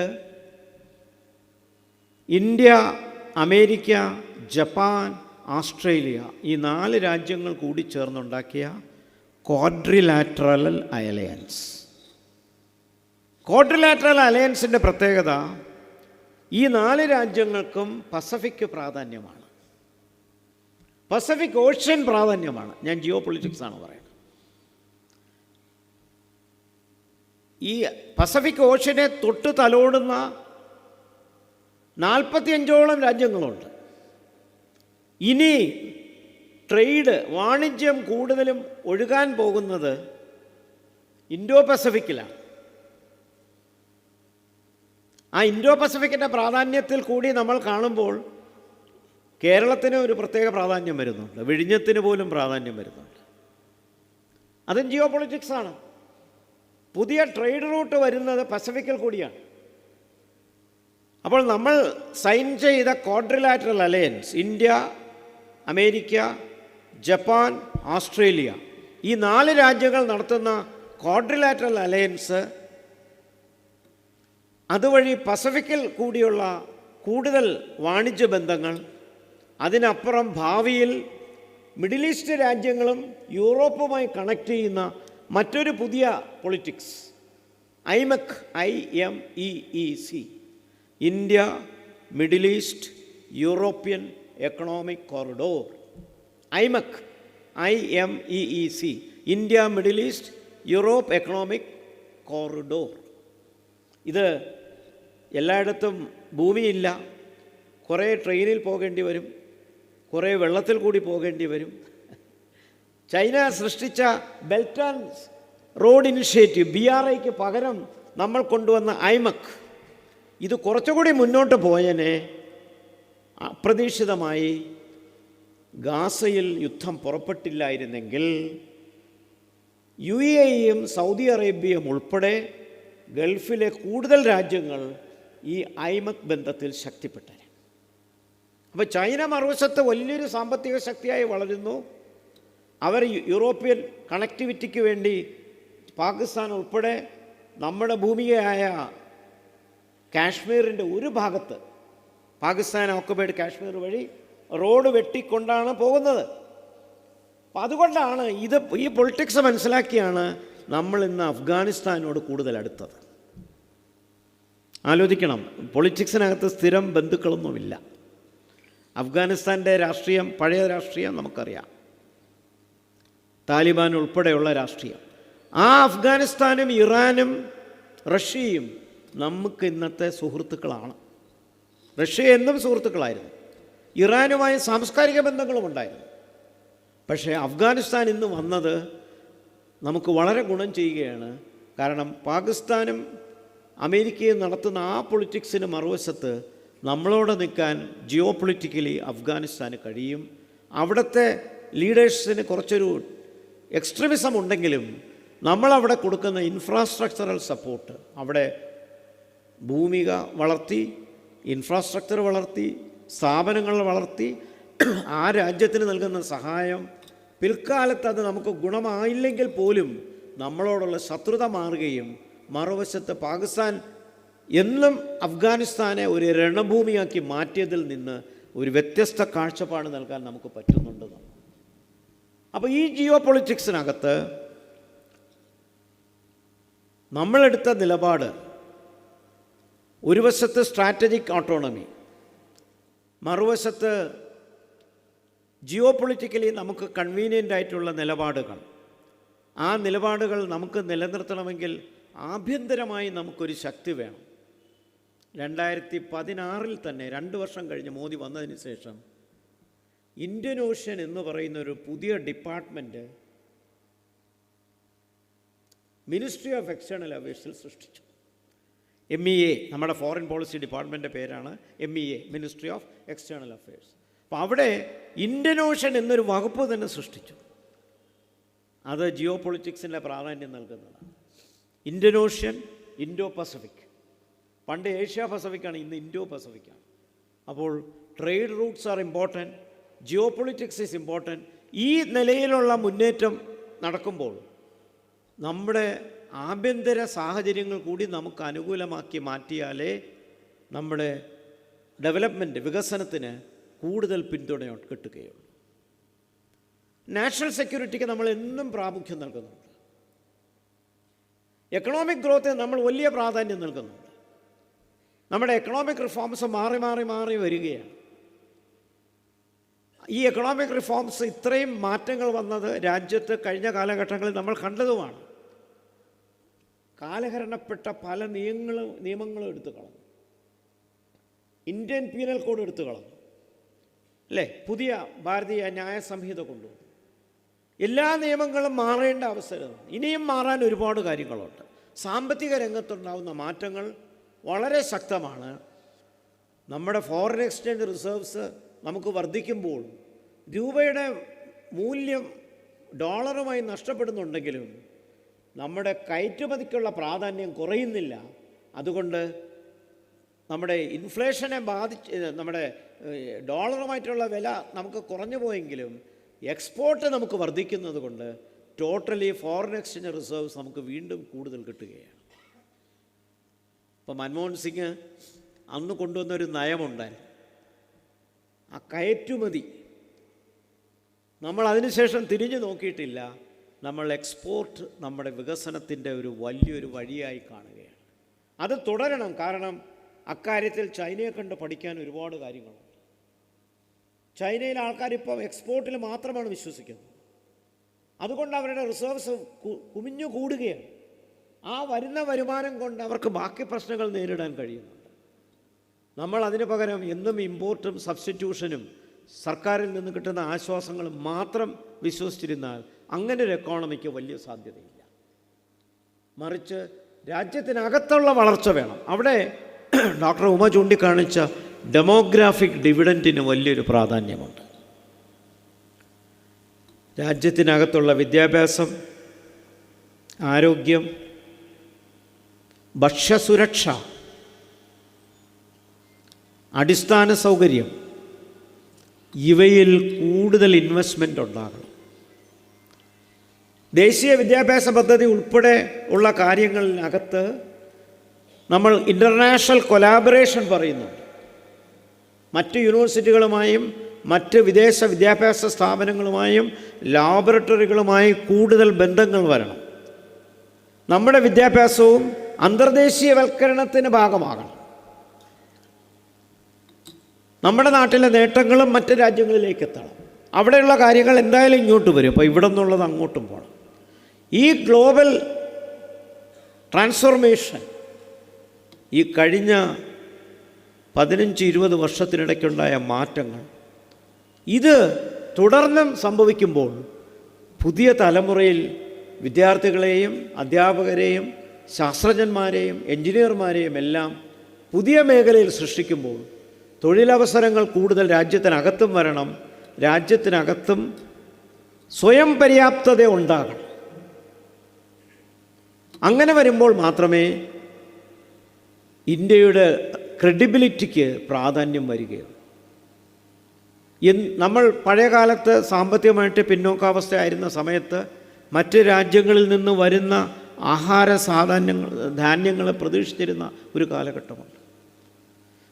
അന്നത്തെ എക്കോണമിയെ പറഞ്ഞിരുന്നത് from ship to mouth existence. കപ്പലിൽ നിന്ന് നേരെ നമ്മുടെ റേഷൻ കടയിലേക്ക് വരികയാണ് നമുക്ക് കഴിക്കാനായിട്ട്. അങ്ങനെ ഒരു ഡിപ്പെൻഡൻ്റ് എക്കോണമിയിൽ നിന്ന് മാറി രാജ്യത്തിനകത്ത് തന്നെ, ഇവിടെ തന്നെ കർഷകരുടെ കാര്യത്തിൽ പറയുമ്പോൾ, ഒരു കാലഘട്ടത്തിൽ ഈ രാജ്യത്ത് 75-80% കർഷകർ മാത്രം തൊഴിലെടുത്തിരുന്നൊരു കാലഘട്ടമായിരുന്നു. ഇന്നത് മാറി 50%-ത്തിലേക്ക് താഴേക്ക് വരുന്നുണ്ട്. അതിനിയും താഴേക്ക് വരണം. കാരണം ഈ രാജ്യത്തിലെ ജനങ്ങൾക്ക് ആഹാരം സൃഷ്ടിക്കാനും കയറ്റുമതി ചെയ്യാനുമുള്ള സാങ്കേതിക വിദ്യയും ശാസ്ത്രീയ വളർച്ചയും നമ്മുടെ നാട്ടിനുണ്ടായാൽ ഒരു 15% ജനസംഖ്യ മാത്രം കൃഷിയിൽ നിന്നാലും ബാക്കിയുള്ളവർ മാനുഫാക്ചറിങ്ങിലും സർവീസ് സെക്ടറിലും കൺസ്ട്രക്ഷൻ സെക്ടറിലും എല്ലാം മാറിക്കഴിഞ്ഞാൽ അത്തരമൊരു എക്കോണമിയാണ് ഇന്ത്യയെ ഭാവിയിൽ കൊണ്ടുപോകാൻ പോകുന്നത്. 8.2% ഗ്രോത്ത് വന്നല്ലോ. അതിലേറ്റവും പ്രധാനം വന്നത് എവിടെ നിന്നാണ്? മാനുഫാക്ചറിങ്ങിൽ. കൺസ്ട്രക്ഷനും മാനുഫാക്ചറിൽ നിന്ന് 11% വളർച്ച വന്നു. സർവീസ് സെക്ടറും ശക്തമാണ്. അപ്പോൾ ഇത് മൂന്നും ബാലൻസ് ചെയ്ത് പോകണം. പക്ഷേ ഏറ്റവും ഡിമാൻഡ് ഇപ്പോൾ വരുന്നത് മാനുഫാക്ചറിങ്ങിനും കൺസ്ട്രക്ഷനും സർവീസ് സെക്ടറിലുമാണ്. Electronics, automobiles. അപ്പോൾ പല കാര്യങ്ങളുടെയും കൺസ്ട്രക്ഷനുള്ള സ്ഥലം ഇവിടെ ഉണ്ടാകണം, മാനുഫാക്ചറിങ്ങിനുള്ള സൗകര്യം ഉണ്ടാകണം. ഇന്ന് ഇന്ത്യ കടത്തിലല്ല വിശ്വസിക്കുന്നത്.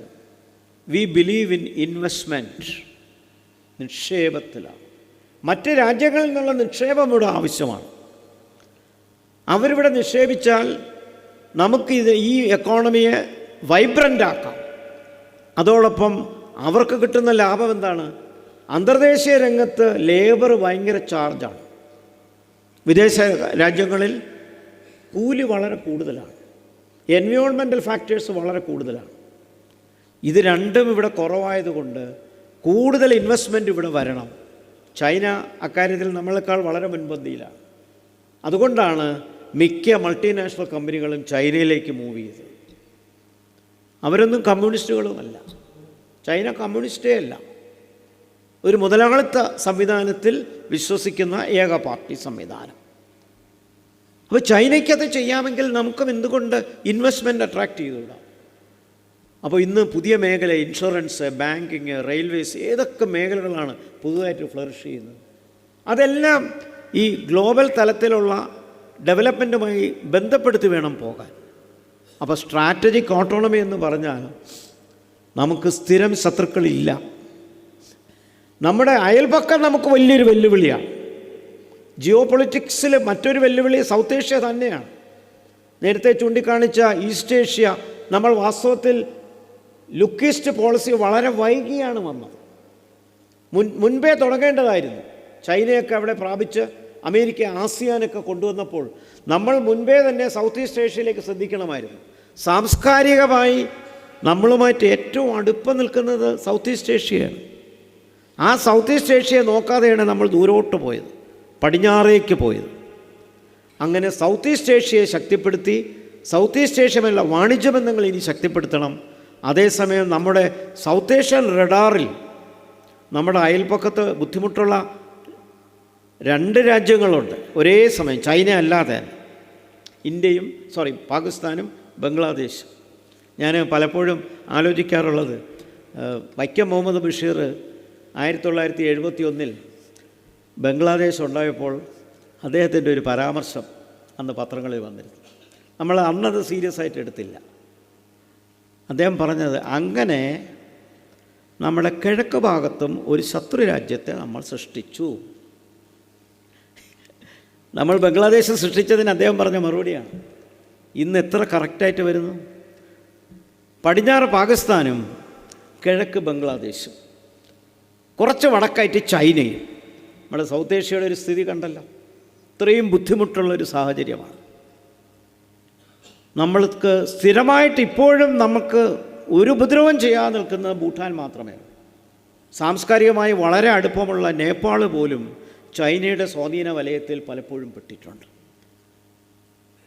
നേപ്പാൾ ഒരു ലാൻഡ് ലോക്ക്ഡ് കൺട്രിയാണ്. ഭൂമിശാസ്ത്രപരമായിട്ട് അവർക്ക് ചൈനയും ഇന്ത്യയും അല്ലാതെ മറ്റ് മാർഗങ്ങളില്ല. 3 ഭാഗങ്ങളിലും ചൈനയാണ്. ഒരു ഭാഗത്ത് മാത്രമേ ഇന്ത്യയുള്ളൂ. പക്ഷെ നമ്മുടെ പൊളിറ്റിക്സും ജിയോ പൊളിറ്റിക്സ് നോക്കിയാൽ നമ്മുടെ 3 ഭാഗത്തും ഓഷ്യനാണ്. ബേ ഓഫ് ബംഗാൾ അല്ലേ, അറേബ്യൻ സീ, ഇന്ത്യൻ ഓഷ്യൻ, 3 ഭാഗങ്ങളിൽ നമുക്ക് ഓഷ്യനുണ്ട്. അപ്പോൾ ജിയോ പൊളിറ്റിക്കലി നമ്മളത്ര വൾണറബിൾ അല്ല. നമ്മുടെ ചലഞ്ചിനെ നമ്മൾ ഓപ്പർച്യൂണിറ്റി ആക്കിയാൽ മതി. അങ്ങനെ ഓപ്പർച്യൂണിറ്റി ആക്കുന്നതിലാണ് ജിയോ പൊളിറ്റിക്സിൻ്റെ പ്രാധാന്യമുള്ളത്. അപ്പോൾ ഇന്ത്യൻ ഓഷൻ എന്ന് പറയുന്നൊരു ഡിപ്പാർട്ട്മെൻറ്റ് അതിനകത്ത് വന്നിട്ടുണ്ടെങ്കിൽ ഭാവിയിൽ നമ്മൾ കൂടുതൽ ട്രേഡ് ഇന്ത്യൻ ഓഷൻ വഴി നടത്തിയാൽ ഇനി കൂടുതൽ ബന്ധങ്ങൾ വന്ന് നമ്മുടെ സൗത്ത് ഏഷ്യ, ട്രിവാൻഡ്രം ഉൾപ്പെടെ, വിഴിഞ്ഞം ഉൾപ്പെടെയുള്ള റൂട്ട് കൂടുതൽ ട്രേഡിന് ശക്തി ആർജിക്കുമ്പോൾ അത് ലോകത്തിൻ്റെ വ്യാപാരക്രമത്തിന് കൂടുതൽ ഗുണം ചെയ്യുകയും ചെയ്യും, സാധനങ്ങളുടെ വില കുറയുകയും ചെയ്യും. അതുകൊണ്ട് തന്നെ ഇന്ത്യയുടെ സദേൺ പാർട്ട് വളരെ പ്രാധാന്യം വരികയാണ്. മുമ്പ് അത്രയും പ്രാധാന്യം ഉണ്ടായിരുന്നില്ല, അവർ കൊടുത്തിരുന്നില്ല. അതുകൊണ്ടാണ് 2014 ഇന്ത്യൻ ഓഷൻ എന്ന് പറയുന്ന ഒരു വകുപ്പിലേക്ക് മിനിസ്ട്രി തിരിഞ്ഞത്. ഇനി ഇൻഡോ പസഫിക്കും ഇന്ത്യൻ ഓഷനും പ്രാധാന്യം വരുന്നുണ്ട്. ഇതിനൊക്കെ പുറമേ നമ്മുടെ വെല്ലുവിളിയായിട്ട് കാലാവസ്ഥാ വ്യതിയാനം വന്നു. അവിടെയും നമ്മളൊരു തീരുമാനം പറഞ്ഞിട്ടുണ്ട്. പൊടുന്നനവേ നമുക്ക് പ്രൊഡക്ഷൻ നിർത്താൻ പറ്റില്ല. വിദേശ രാജ്യങ്ങൾ അവർ പറയുന്നുണ്ടെങ്കിൽ എന്തുകൊണ്ട് അമേരിക്ക പാരീസ് പീസ് ട്രീറ്റിയിൽ നിന്നും പിൻവാങ്ങി, പാരീസ് ഉടമ്പടിയിൽ നിന്ന് പിൻവാങ്ങി, ക്യോട്ടോ പ്രോട്ടോക്കോളിൽ നിന്ന് പിൻവാങ്ങി? ഞങ്ങളല്ല ഇതിൻ്റെ ഉത്തരവാദി, ലോകത്ത് എൻവയോൺമെൻറ്റ് നശിപ്പിക്കുന്നത് ഈ 3 ലോക രാജ്യങ്ങളാണെന്നാണ് പറയുന്നത്. കാരണം വികസിത രാജ്യങ്ങളുടെ ഉദ്ദേശ ലക്ഷ്യങ്ങൾ നടന്നു കഴിഞ്ഞു. ഇനി അവർക്ക് ഇൻഡസ്ട്രിയൽ പ്രൊഡക്ഷൻ്റെ ആവശ്യമില്ല. പക്ഷെ നമുക്ക് ഗ്രോത്ത് വേണം. അപ്പം നമുക്ക് പ്രൊഡ്യൂസ് ചെയ്യാതിരിക്കാൻ പറ്റില്ല. സോ നമ്മൾ തന്നെ പ്രഖ്യാപിച്ചു നമ്മുടെ കാർബൺ എമിഷൻ കംപ്ലീറ്റ് ആയിട്ട് 0 ആക്കും ബൈ 2070. 2026 ആയി. അങ്ങനെ ഒരു ഉറപ്പ് നമ്മൾ കൊടുത്തിട്ടുണ്ട്. അതിന് മുമ്പ് അച്ചീവ് ചെയ്യാൻ പറ്റിയാൽ അത് നേട്ടം, പക്ഷേ നമ്മൾ അതിലേക്ക് ശ്രമിക്കും. അപ്പോൾ അതുവരെയുള്ള കാലഘട്ടത്തിനിടയ്ക്ക് നമ്മളൊരു ടേക്ക് ഓഫ് സ്റ്റേജിൽ എത്തിയേ പറ്റൂ.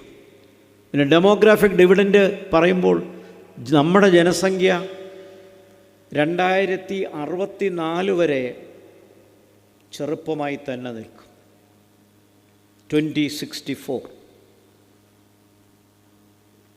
ഏതാണ്ടൊരു 40 വർഷത്തോളം നമ്മൾ വളർന്നുകൊണ്ട് തന്നെ ഇരിക്കും. 147 കോടിയായി അല്ലേ? 2030 ആകുമ്പോൾ 132 133 കോടിയാവും. ഇങ്ങനെ വളരുന്ന ഒരു സാഹചര്യത്തിൽ ഈ ചെറുപ്പക്കാർക്ക് വേണ്ട വിദ്യാഭ്യാസവും ആരോഗ്യവും ഭക്ഷ്യസുരക്ഷയും അടിസ്ഥാന വികസനവും ബാക്കി കാര്യങ്ങളൊക്കെ നൽകിയാൽ ഈ തലമുറയെ നമുക്ക് വികസനത്തിന് ഉപയോഗിക്കാൻ കഴിയും. അങ്ങനെ വരുമ്പോൾ ഈ രാജ്യത്തുണ്ടാകുന്ന തെറ്റായ പ്രവണതകൾ, തീവ്രവാദം ഉൾപ്പെടെയുള്ള കാര്യങ്ങൾ പിന്നോക്കം പായുകയും രാജ്യത്തിന് മുന്നോട്ട് പോകാനുള്ള മാർഗമുണ്ടാവുകയും ചെയ്യും. അപ്പോൾ ലോകത്തെ ഏത് രാജ്യത്തിനും ജിയോ പൊളിറ്റിക്സ് ഇമ്പോർട്ടൻ്റ് ആണ്. പാകിസ്ഥാൻ്റെ ജിയോ പൊളിറ്റിക്സ് വെസ്റ്റ് ഏഷ്യയും വെസ്റ്റേൺ കൺട്രീസുമാണ്. അവരാദ്യം മുതലേ തന്നെ GCCയും അങ്ങനെയാണ് പോയിക്കൊണ്ടിരുന്നത്. ചൈനയുടെ പോക്കും സൗത്ത് ഈസ്റ്റ് ഏഷ്യ വഴി പാശ്ചാത്യ രാജ്യങ്ങളിലേക്കാണ്. നമ്മുടെ അയൽപ്പക്കത്തെ കാര്യത്തിൽ നമ്മൾ കുറച്ചുകൂടി പരിശ്രമിക്കാൻ കഴിഞ്ഞിരുന്നെങ്കിൽ തീർച്ചയായിട്ടും സാർക്ക് പോലെയുള്ള പ്രസ്ഥാനങ്ങൾ, South Asian Association for Regional Cooperation തകരില്ലായിരുന്നു. പോട്ടെ, അത് പോയത് കഴിഞ്ഞു. ഇനി നമുക്ക് ജിയോ പൊളിറ്റിക്കലി ഇമ്പോർട്ടൻ്റ് ആയിട്ടുള്ള സേഷൽസും അങ്ങനെയുള്ള അടുത്തുള്ള കൊച്ചു കൊച്ചു മൗറീഷ്യസും കൊച്ചു കൊച്ചു ലിറ്റിൽ ഐലൻഡ് സ്റ്റേറ്റ്സ് പോലും പ്രാധാന്യമാണ്. ശ്രീലങ്കയും ഇതെല്ലാം നമ്മൾ പരിഗണിച്ച് നമ്മുടെ രാജ്യ താല്പര്യങ്ങൾ സംരക്ഷിച്ചു കൊണ്ട് തന്നെ മുന്നോട്ട് പോകാം. ഫോറിൻ പോളിസിയുടെ ഇൻട്രസ്റ്റ് ഏത് രാജ്യത്തിനും അവരുടെ രാജ്യ താല്പര്യമാണ്. ഒരു രാജ്യവും അത് വിട്ടുകൊണ്ട് കളിയില്ല. ദേശ താല്പര്യം തന്നെയാണ് ഫോറിൻ പോളിസിയുടെ പ്രധാനപ്പെട്ട ലക്ഷ്യം.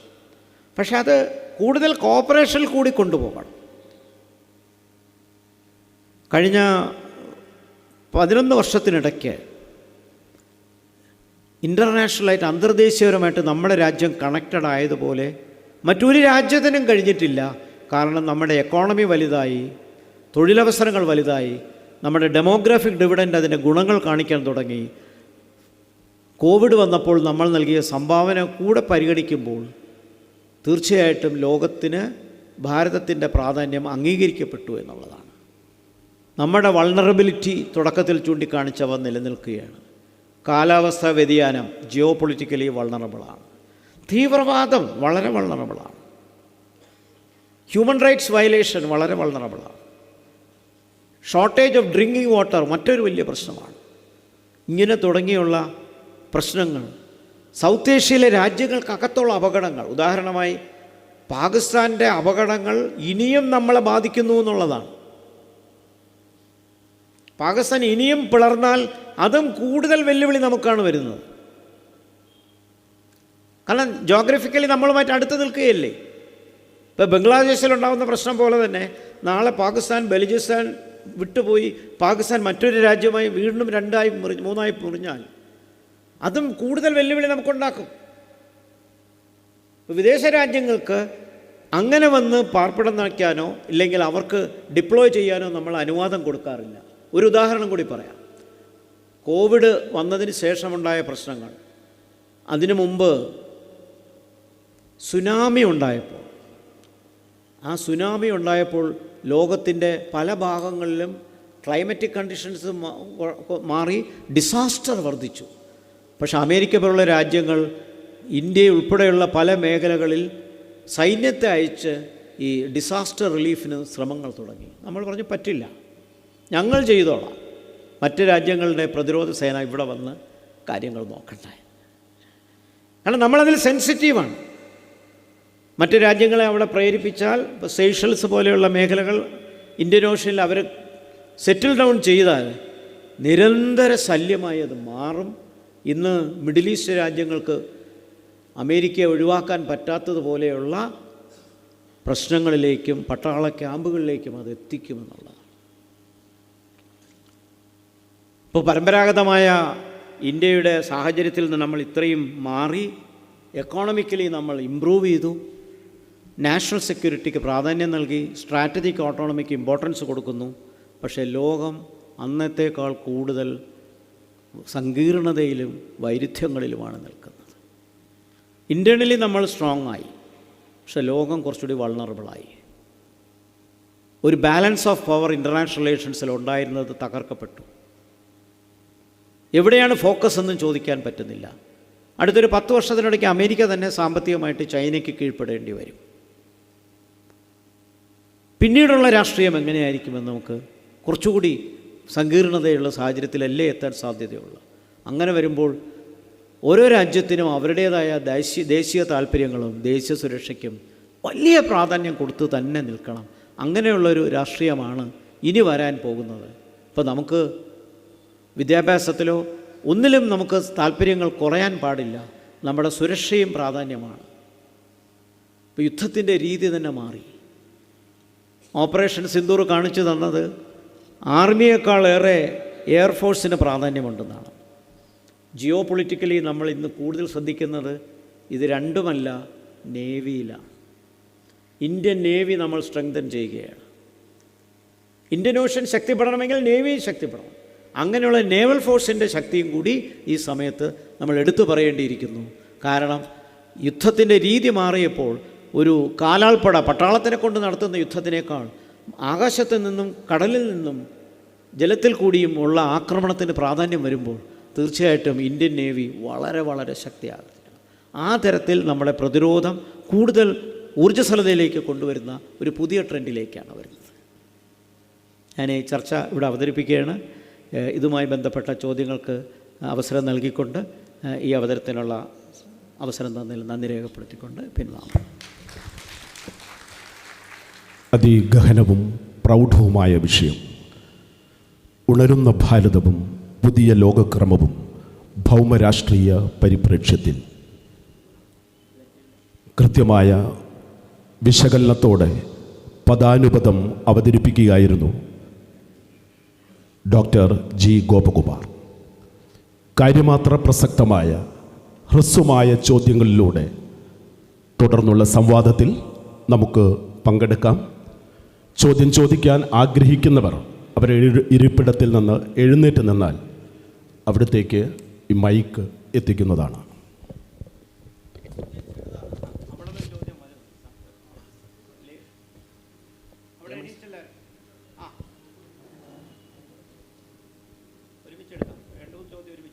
സാർ, എനിക്ക് ചോദിക്കാനുള്ളത്, ഒരു ഏകാധിപത്യ രാജ്യമാണ് ചൈന. എന്ത് പോളിസി വേണമെങ്കിലും അവിടെ നടപ്പാക്കും.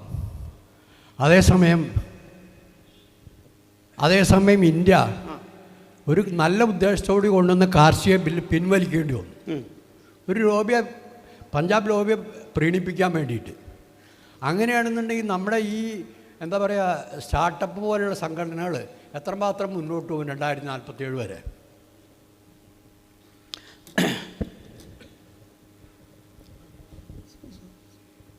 രണ്ട് ചോദ്യം ഒരുമിച്ചെടുക്കാം.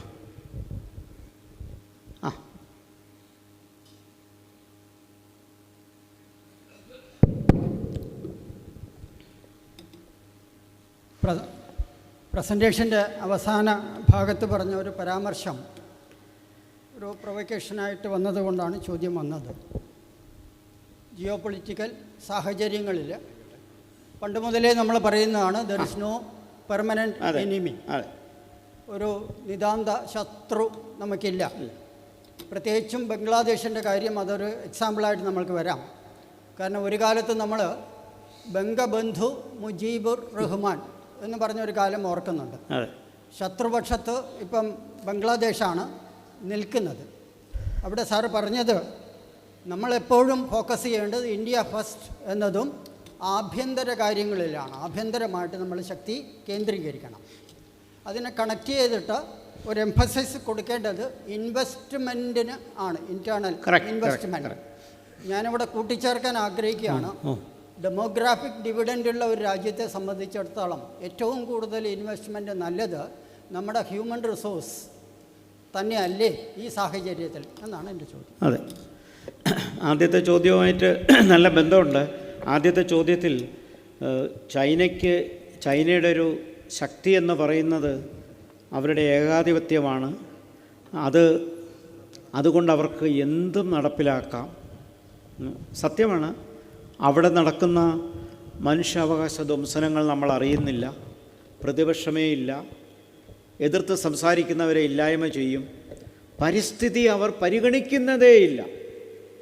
ഭാവിയിൽ ഒരുപാട് പരിസ്ഥിതി പ്രശ്നങ്ങൾ ചൈനയിലുണ്ടാകും. അതിൻ്റെ ബുദ്ധിമുട്ടുകൾ ഏഷ്യയിലുണ്ടാകും, ഇന്ത്യയിലും പാകിസ്ഥാനിലുമൊക്കെ ഉണ്ടാകും. പറഞ്ഞാൽ വളരെ ശരിയാണ്. പക്ഷേ നമ്മുടെ സ്റ്റാർട്ടപ്പുകൾ, ആ ഭാഗത്ത് താങ്കളോടൊരു വിയോജിപ്പുള്ളത്, സ്റ്റാർട്ടപ്പുകൾക്ക് വിജയിക്കാൻ വേണ്ടത് അതിനനുസരിച്ചുള്ളൊരു എക്കോസിസ്റ്റമാണ്. ആ എക്കോസിസ്റ്റം ഉണ്ടാക്കി കൊടുക്കേണ്ടത് നമ്മുടെ ഉത്തരവാദിത്വമാണ്. അതിൻ്റെ ഒരു ഉദാഹരണത്തിൽ കൂടി താങ്കൾക്ക് പറഞ്ഞുതരാം. ദക്ഷിണേന്ത്യയിൽ ഇല്ലെങ്കിൽ ഇന്ത്യയിൽ ആദ്യമായി ടെക്നോ പാർക്ക് വന്നത് തിരുവനന്തപുരത്താണ്. പക്ഷേ ഇന്ന് ദക്ഷിണേന്ത്യയിലോ ഇന്ത്യയിലോ ഏറ്റവും മോശപ്പെട്ട സോഫ്റ്റ്വെയർ പ്രൊഡക്ഷൻ ഉള്ളത് തിരുവനന്തപുരവും കേരളവുമാണ്. എന്തുകൊണ്ട്? ബാംഗ്ലൂറും ഹൈദരാബാദും ചെന്നൈയുമൊക്കെ മുൻപന്തിയിലെത്തി. ഈ അന്വേഷണം എൻ്റെ അടുത്ത് ഞാൻ തുടർന്നപ്പോൾ എനിക്ക് കിട്ടിയ ഒരു യുക്തിപരമായൊരു ആർഗ്യുമെൻ്റ്, അത്യാവശ്യം ഒരു എക്കണോമിക് സോണൊക്കെ കേരളത്തിൽ ടെക്നോ പാർക്കിന് ചുറ്റും സൃഷ്ടിച്ചിട്ടുണ്ടെങ്കിൽ പോലും ആവശ്യത്തിലുള്ള ഒരു എക്കോസിസ്റ്റം കേരളത്തിൽ ഇപ്പോഴും ഇല്ല. സമരങ്ങൾ കുറഞ്ഞുമൊക്കെ ആണെങ്കിൽ പോലും പലപ്പോഴും ഇലക്ട്രിസിറ്റി സപ്ലൈയുടെ കുഴപ്പമുണ്ട്, വെള്ളത്തിൻ്റെ പ്രശ്നമുണ്ട്, ബാക്കി എൻവയോൺമെൻറ്റൽ ഫാക്ടേഴ്സുണ്ട്. വർക്ക് ഫ്രം ഹോം ആണെങ്കിലും അതിൽ പോലും പൂർണ്ണമായിട്ട് ഈ എൻജിനീയേഴ്സിന് കോൺസെൻട്രേറ്റ് ചെയ്യാൻ പറ്റുന്നില്ല. മറിച്ച് നിങ്ങൾ ഉദ്യോഗനഗരി ബാംഗ്ലൂരിൽ പോയി നോക്കുക, ഹൈദരാബാദിൽ പോയി നോക്കുക, അവിടുത്തെ എൻവയോൺമെൻറ്റ് അവരെ എങ്ങനെ സഹായിച്ചു. അതുകൊണ്ട് അവിടെയുള്ള ആ ഒരു ടേക്ക് ഓഫ് ഡെവലപ്മെൻറ്റ് കേരളത്തിൽ സംഭവിച്ചിട്ടേയില്ല. കേരളത്തിലെ ഒരു ടെക്നോ പാർക്കിലുമില്ല. അപ്പോൾ ചൈനയുടെ പശ്ചാത്തലത്തിൽ നമ്മുടെ സ്റ്റാർട്ടപ്പുകൾ വിജയിക്കില്ല എന്ന് പറയാൻ പറ്റില്ല. നമ്മൾ അതിനുള്ളൊരു എക്കോസിസ്റ്റം ഉണ്ടാക്കി കൊടുക്കണം. അതിനുള്ളൊരു ഭൗതിക സാഹചര്യങ്ങൾ സൃഷ്ടിക്കപ്പെട്ടാൽ തീർച്ചയായിട്ടും നമുക്കത് മുന്നേറാൻ കഴിയും, അതിലേക്ക് പോകാൻ കഴിയും. അതാണ് നമുക്ക് അത് ഏകാധിപത്യമായതുകൊണ്ട് അവർക്ക് കിട്ടുന്ന ഗുണമെന്താണ്? പബ്ലിക് ഒപ്പീനിയൻ ഇല്ല, എതിർത്ത് പറയാൻ ആളില്ല. അതിൻ്റെ നഷ്ടം എന്താണ്? പാരിസ്ഥിതിക നഷ്ടമാണ്, തൊഴിലാളികളുടെ ചൂഷണം വലുതാണ്, രാജ്യം വളരുന്നുണ്ടാവും. പക്ഷേ ഡോക്ടർ ജയമണി ചോദിച്ച പോലെ നമ്മൾ ഇൻവെസ്റ്റ് ചെയ്യേണ്ടത് മാനുഷിക വിഭവശേഷിയിലല്ലേ? ഇനി ഡോക്ടർ സി വി ജയമണിയുടെ ചോദ്യത്തിലേക്ക് തന്നെ വരാം. തീർച്ചയായിട്ടും 147 കോടി ജനതയിൽ 52% ആൾക്കാർ 26 വയസ്സിന് താഴെ ആയതിനാൽ ഹ്യൂമൻ റിസോഴ്സിൽ തന്നെയാണ് നമ്മൾ ഇൻവെസ്റ്റ് ചെയ്യേണ്ടത്. Catch dum young. കൊച്ചിലേ തന്നെ ആരോഗ്യം, വിദ്യാഭ്യാസം, അടിസ്ഥാന സൗകര്യം, പോഷകാഹാരം, ഇത്തരം കാര്യങ്ങളിൽ നമ്മൾ ശ്രദ്ധിക്കുക. കൂടുതൽ സ്കോളർഷിപ്പ്, കൂടുതൽ ഫെലോഷിപ്പ്, പഠിക്കാൻ സൗകര്യങ്ങൾ, വീട്ടുമുറ്റത്ത് സ്കൂള്, വീട്ടുമുറ്റത്ത് 1 കിലോമീറ്റർ 2 കിലോമീറ്ററിനടുത്ത് സ്കൂള്, പോകാൻ സൗകര്യങ്ങൾ ഉണ്ടാക്കുക, അധ്യാപകരെ നിയമിക്കുക. കസ്തൂരി രംഗൻ കമ്മിറ്റി പറഞ്ഞ ദേശീയ വിദ്യാഭ്യാസ പദ്ധതി പറഞ്ഞ അനുസരിച്ചുള്ള സാമ്പത്തിക സഹായങ്ങൾ വിദ്യാഭ്യാസ രംഗത്ത് ഇനിയും വന്നിട്ടില്ല.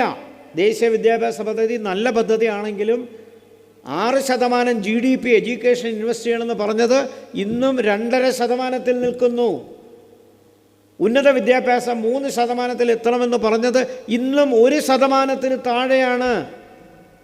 എന്നിട്ട് ഇത്രയും അത്ഭുതങ്ങൾ നമ്മൾ കാണിച്ചെങ്കിൽ ആവശ്യത്തിനുള്ള അലോട്ട്മെൻറ്റും റിസോഴ്സും ഇൻവെസ്റ്റ്മെൻറ്റും ഗവൺമെൻറ്റിൻ്റെയും പ്രൈവറ്റ് സെക്ടറിൻ്റെയും സ്വകാര്യ മേഖലയുടെയും വന്നിരുന്നെങ്കിലോ? വന്നില്ല. പോരാ, സ്പീഡ് പോരാ, ഇൻവെസ്റ്റ്മെൻറ്റ് പോരാ, പാർട്ടിസിപ്പേഷൻ പോരാ. ഇന്ന് 1338 യൂണിവേഴ്സിറ്റികളുണ്ട്, അതും പോരാ. കോളേജുകൾ 52,000 ഉണ്ട്, അത് പോരാ. 780 മെഡിക്കൽ കോളേജുണ്ട്, ഒട്ടും പോരാ. അതുപോലെയാണ് എഞ്ചിനീയറിംഗ് കോളേജും പോളിടെക്നിക്കുകളും ITIകളും നേരത്തെ പറഞ്ഞ സ്റ്റാർട്ടപ്പിനെ സഹായിക്കുന്ന രീതിയിലുള്ള സ്കിൽ ഡെവലപ്മെൻറ്റ് സെൻറ്റേഴ്സ്, നൈപുണ്യ വിദ്യാഭ്യാസ കേന്ദ്രങ്ങൾ. കാരണം നമുക്ക് അന്ന് വ്യവസായ വിപ്ലവം നേടാൻ കഴിഞ്ഞില്ല. പക്ഷേ ഇന്നത്തെ സെൻട്രൽ അട്രാക്ഷൻ സ്റ്റാർട്ടപ്പും സ്കില്ലുമാണെങ്കിൽ ആ സ്കില്ലുമായി ബന്ധപ്പെടുത്തിയ നൈപുണ്യ കേന്ദ്രങ്ങൾ സ്ഥാപിക്കുക. 1 വർഷത്തെ കോഴ്സ്, 6 മാസത്തെ കോഴ്സ്, 2 വർഷത്തെ കോഴ്സ്, ഇതെല്ലാം കോളേജുകളിൽ കൂടി വരിക, പോളിടെക്നിക്കിൽ വരുത്തുക. പുതിയ പുതിയ കോഴ്സുകൾ, അധ്യാപകരെ പരിശീലിപ്പിക്കുക. അങ്ങനെ ഒരു വിദ്യാഭ്യാസ വിപ്ലവം വരണം, സമൂലമായ മാറ്റം വരണം. ഇല്ലെങ്കിൽ കസ്തൂരി രംഗൻ പദ്ധതി പരാജയപ്പെടും. ദേശീയ വിദ്യാഭ്യാസ പദ്ധതിയിൽ കൂടി വലിയൊരു മാറ്റം വേണം. അതിന് നല്ല ലീഡർഷിപ്പ് വേണം, എക്സ്പെൻസസ് വേണം, അതിനൊരു കളക്റ്റീവ് എഫേർട്ട് വേണം. അതുകൊണ്ട് സംശയമില്ല, അതിൽ തന്നെയാണ്. കാരണം ഹ്യൂമൻ റിസോഴ്സിൽ തന്നെയാണ് ഇൻവെസ്റ്റ് ചെയ്യേണ്ടത്. ബാക്കിയെല്ലാം തലച്ചോറ് ചെയ്തോളും, നമ്മുടെ തലച്ചോറ് ചെയ്തോളും ബാക്കി ഏതിലേക്ക് പോകണം എന്നുള്ളത്.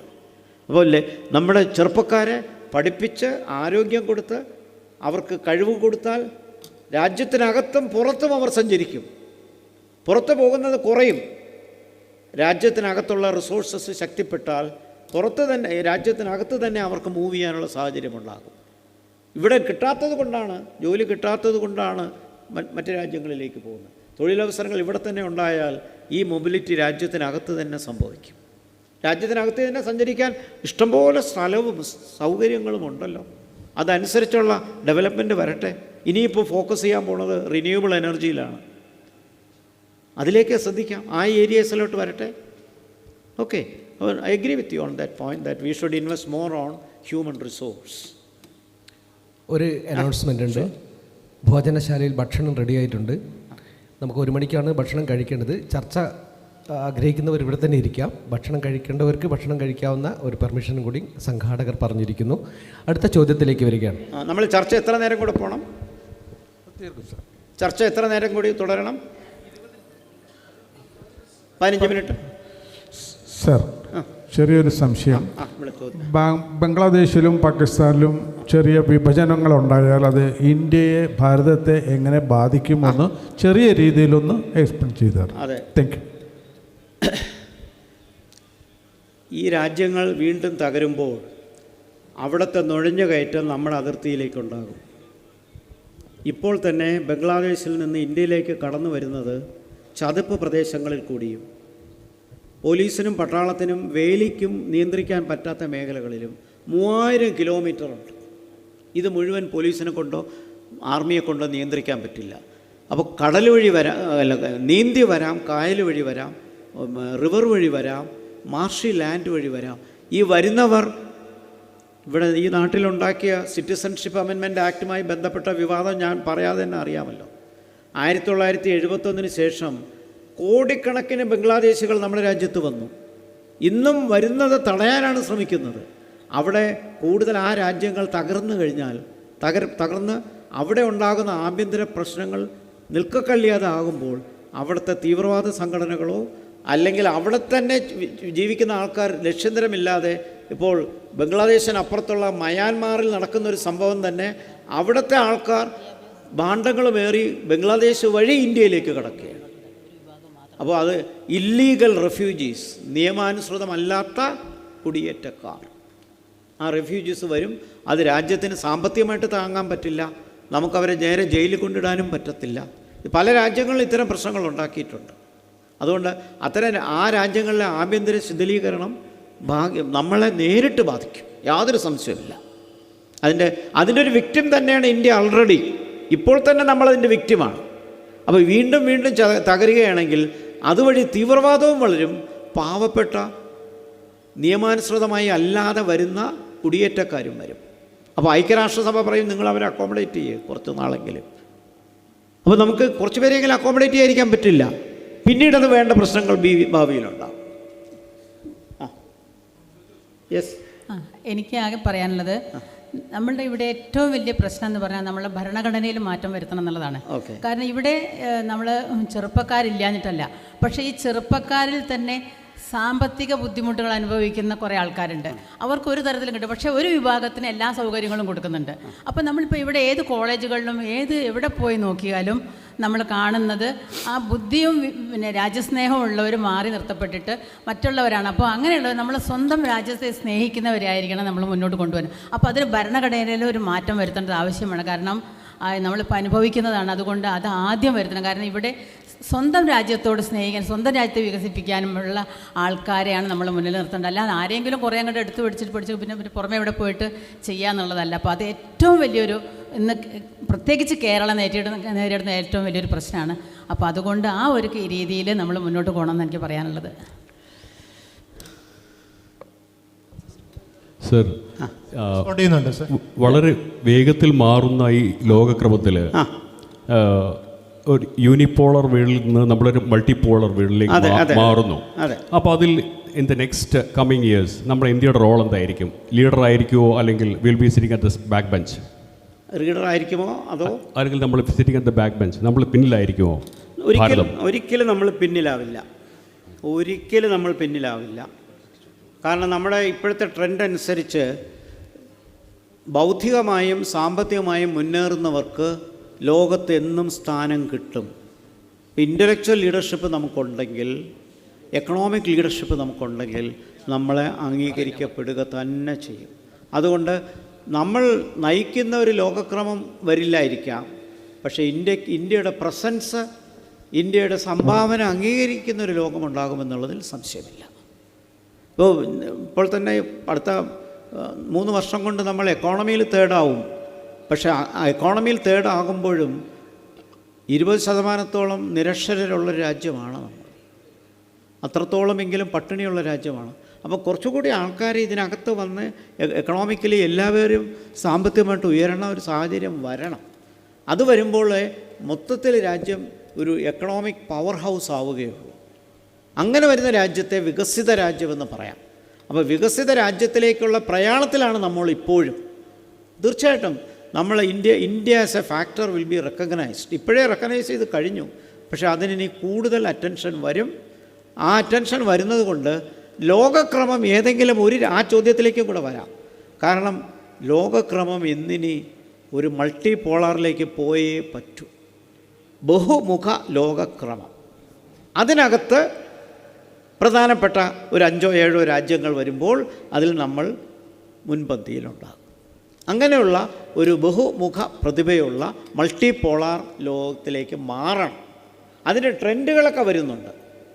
ആ നിലയ്ക്കുള്ളൊരു മാറ്റത്തിലേക്ക് വരണം. തീർച്ചയായിട്ടും നമ്മൾ പിന്നോക്കം പോകുന്ന പ്രശ്നമില്ല, നമ്മൾ പിന്നോട്ടടിക്കുന്ന പ്രശ്നവുമില്ല. പക്ഷേ മറ്റ് രാജ്യങ്ങൾ ആക്രമിച്ച സംസ്കാരം നമുക്കില്ലാത്തത് കൊണ്ട് മറ്റ് രാജ്യങ്ങളിൽ നിന്ന് എന്തെങ്കിലും പിടിച്ചടക്കാൻ വേണ്ടിയുള്ളൊരു അഗ്രസീവ് സ്വഭാവം നമ്മളിലില്ല എന്നുള്ളത് കൊണ്ട് നമ്മൾ നമ്മുടേതായ ശക്തി കാണിക്കുക ആവശ്യമുള്ളപ്പോൾ. ഇപ്പോൾ നമ്മളെ ഉപദ്രവിക്കാൻ വന്നു, നമ്മൾ ഓപ്പറേഷൻ സിന്ദൂറിൽ അത് കാണിച്ചു കൊടുത്തു. അതിനു മുമ്പ് പുൽവാമയിൽ കാണിച്ചു. ഇനിയും തീവ്രവാദം കാണിച്ചാൽ, ആക്രമിക്കുന്ന വന്നു കഴിഞ്ഞാൽ, എതിരാളി ശക്തനാണെന്ന് കണ്ടാൽ പിന്നെ ഉപദ്രവിക്കാൻ ആൾക്കാർ രണ്ടു വട്ടം ആലോചിക്കും. അപ്പോൾ മിലിറ്ററി സ്ട്രെങ്തും നാഷണൽ സെക്യൂരിറ്റിയും സ്ട്രോങ് ആയിരിക്കണം, പക്ഷേ എക്കണോമിക് സ്ട്രെങ്തും ഇൻക്ലൂഷനും ശക്തമായിരിക്കണം. ആ നിലയ്ക്ക് പോവുക.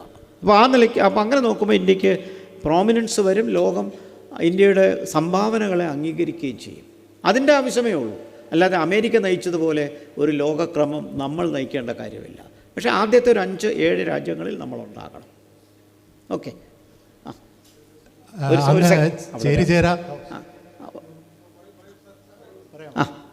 ചേരിചേരാ നയം മുതൽ നമ്മുടെ സ്ട്രാറ്റജിക് ഓട്ടോണമിയെ വരെയുള്ള പരിണാമത്തെക്കുറിച്ച് പരാമർശിച്ചു സാർ. അപ്പോൾ എനിക്ക് ചോദിക്കാനുള്ളത്, നമ്മുടെ ഇതിനകത്തുള്ള സ്ട്രാറ്റജിക് ഓട്ടോണമിക്കിൽ ഉള്ള ആന്തരികമായിട്ടുള്ള കോൺട്രഡിക്ഷൻസ് ഇത് വളരെ വ്യക്തമാണ് പലപ്പോഴും. കറക്റ്റ്. ഉദാഹരണത്തിന് നമ്മുടെ ഇൻവെസ്റ്റ്മെൻറ്റിൻ്റെ കാര്യം പറയുകയുണ്ടായിരുന്നു. അരാംകോ ഇന്ത്യയിൽ ഇൻവെസ്റ്റ് ചെയ്യാൻ ഉദ്ദേശിച്ച പ്രോജക്റ്റ് അത് മാറ്റിയിട്ട് പാകിസ്ഥാൻ ഓയിൽ കോർപ്പറേഷനിൽ കൊണ്ടുപോയി ഇൻവെസ്റ്റ് ചെയ്തു. അതേപോലെ തന്നെ നമ്മളിപ്പം വളരെ difficult negotiating multi regional as you put multi regional അലയൻസസിൻ്റെ പശ്ചാത്തലത്തിൽ you have to negotiate with GCC countries, you have to negotiate with Russia, you have to negotiate with US. ഇങ്ങനെ മൾട്ടിപ്പിൾ ഇൻഹെറൻറ്റ് കോൺട്രഡിക്ഷൻസ് ഉള്ള എന്താ പറയുക ആന്തരിക എന്താ അതിന് പറയുക എനിക്കറിയില്ല കോൺട്രഡിക്ഷൻസ്. ഇതെങ്ങനെ റിസോൾവ് ചെയ്യാൻ സാധിക്കും എന്നുള്ളതാണ്. അത് എളുപ്പമല്ല. കാരണം foreign policy actually it is dependent on outside factors. നമ്മുടെ കൈകളിൽ നിൽക്കാത്ത പല കാര്യങ്ങളും പുറത്തുണ്ട്. ഒരേ ഒരു വഴി നമ്മളിതിൽ ഡൈനമിക്കായി ചടുലമായി നിൽക്കുക എന്നുള്ളതേ ഫോളോ അപ്പ് ചെയ്യുക, നമ്മുടെ ഇൻട്രസ്റ്റ് പ്രൊട്ടക്റ്റ് ചെയ്യുകയും അതേസമയം മറ്റ് രാജ്യങ്ങളുടെ വിശ്വാസത നേടിയെടുക്കുകയും ചെയ്യുന്ന രീതിയിലുള്ള തുടർച്ചയായ ഒരു പ്രക്രിയയിൽ നമ്മൾ ഇൻവോൾവ് ആവുക എന്നുള്ളത്. കോൺട്രഡിക്ഷൻസേ ഉള്ളൂ. കാരണം ഓരോ രാജ്യത്തിനകത്തുണ്ടാകുന്ന പ്രശ്നങ്ങൾ നമ്മളെങ്ങനെ ഉത്തരവാദിയാകും? നമ്മളിതിനൊക്കെ സോൾവ് ചെയ്യാൻ പറ്റുമോ? നടപ്പുള്ള കാര്യമല്ല. അപ്പോൾ അതുകൊണ്ട് നമ്മുടെ താല്പര്യം, ഒരു കാലത്ത് നമ്മൾ ലോകത്തെ നന്നാക്കാൻ നടന്നതിൻ്റെ ബുദ്ധിമുട്ട് നമ്മൾ അറിഞ്ഞു അല്ലേ? അപ്പോൾ അന്ന് പലരും പറഞ്ഞു വൈദ്യരെ സ്വയം ചികിത്സിക്കൂ എന്ന്. സ്വന്തം രാജ്യത്തിലെ കാര്യങ്ങൾ നോക്കുന്നതിന് പകരം ലോകത്തിനെ നന്നാക്കാൻ പ്രസംഗിച്ചുകൊണ്ട് നടന്നു. ഐഡിയലിസത്തിൽ കാര്യമില്ല, പ്രാഗ്മാറ്റിസമാണ്, പ്രായോഗികതയാണ്. അതിനെ റിയൽ പൊളിറ്റിക് എന്ന് പറയും. ആ റിയൽ പൊളിറ്റിക്കിലേക്ക് വരുമ്പോൾ എവിടെയാണ് ഈ പ്രശ്നമുള്ളത്, നമുക്ക് എന്തെങ്കിലും സംഭാവന ചെയ്യാൻ പറ്റുമോ എങ്കിൽ നമുക്ക് സഹായിക്കാം, അതുവഴി നമുക്ക് അവരുടെ വിശ്വാസം നേടിയെടുക്കാം. അതല്ലെങ്കിൽ നമ്മൾ മറ്റ് മേച്ചിൽ സ്ഥലങ്ങളിലേക്ക് പോവുക. അതേ നമുക്ക് നിർവാഹമുള്ളൂ. ഇപ്പോൾ ലോകത്തെല്ലാം നന്നാക്കിയെടുക്കാൻ നമുക്കൊരു വഴിയൊന്നുമില്ല. അതെ G20 ആ നിലയ്ക്കൊരു പുതിയൊരു കാൽവയ്പ്പാണ്. G20 ഇപ്പോൾ ഐക്യരാഷ്ട്രസഭ ഏതാണ്ട് ഓവർഷാഡോ ചെയ്ത് കഴിഞ്ഞു. അതിൻ്റെ പിറകിൽ ഒരാൾ കുറച്ച് നേരമായിട്ട് നോക്കാം, അദ്ദേഹത്തിനൊരു അവസരം കൊടുത്താൽ അത് കഴിഞ്ഞ സാധനം. പറഞ്ഞോളൂ, അവിടെ നിന്ന് പറയാം, കേൾക്കാം.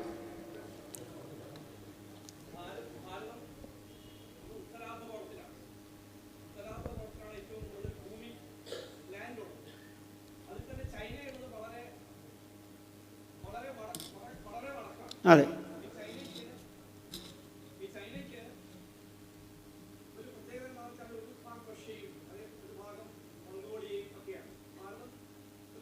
കറക്റ്റ്.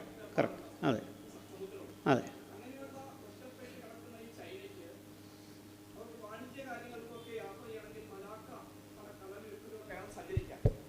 അവിടെ ഭാരതം വേണ്ട രീതിയിലുള്ള ആ രാജ്യങ്ങളുമായിട്ട് വേണ്ട രീതിയിലുള്ള ബന്ധങ്ങൾ സ്ഥാപിച്ച് വരികയാണ്. അവർക്കും ചൈനയോട് എതിർക്കും. അങ്ങനെ വേണ്ട രീതിയിൽ ചൈനയെ ഒതുക്കാൻ സമയം ലേറ്റായി. നമ്മൾ എന്തിനാണ് ചൈനയെ ഇത്രയും പേടിക്കുന്നത്? ചൈനയുടെ 1 മണിക്ക് തീരേണ്ടത്. ഭാരതത്തിന് സ്വയം നിലനിൽക്കാനുള്ള കഴിവുണ്ടെന്ന് ധരിച്ച നട്ടിലുള്ള പ്രധാനങ്ങൾ നമുക്കുണ്ട്. അതെ.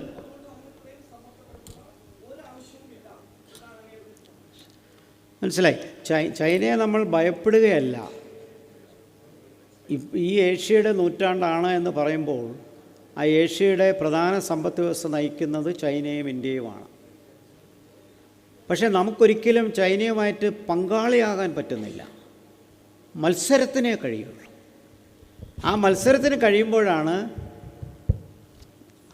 അമേരിക്ക പോലുള്ള രാജ്യങ്ങൾ അവരുടെ രാഷ്ട്രീയം കാണിക്കുന്നത്. റഷ്യയും ചൈനയും നോർത്ത് കൊറിയയും കൂടിച്ചേരുന്ന മറ്റൊരു അച്ചുതണ്ടും ഉണ്ടാകുന്നുണ്ട്. അതുകൊണ്ട് നമുക്ക് അമേരിക്ക ഒരു പരിധി വിട്ട് അടുക്കാനും കഴിയുന്നില്ല. നമുക്ക് കുറച്ചുകൂടി വിശ്വസിക്കാവുന്ന ഇക്കാര്യത്തിൽ റഷ്യയാണ്. ചൈനയുടെ നയങ്ങൾ എപ്പോഴും തന്ത്രപരമാണ്, എപ്പോഴും തന്ത്രപരമാണ്. ചൈനയുമായിട്ട് നമ്മൾ നേരിട്ടൊരു സംഘടനത്തിന് നമ്മൾ ഒരിക്കലും പോകുന്നുമില്ല. ചൈനയ്ക്ക് ഇനി ആ ചോദ്യം ചോദിച്ചപ്പോഴാണ് മറ്റൊരു കാര്യം കൂടി പറയാൻ ഉദ്ദേശിച്ചത്. ആ ചോദ്യം വന്നത് നന്നായി. കാരണം ചൈനയ്ക്ക് തൈവാൻ എന്നും ചൈനയുടെ താല്പര്യത്തിനകത്ത് വരുന്നതാണ്.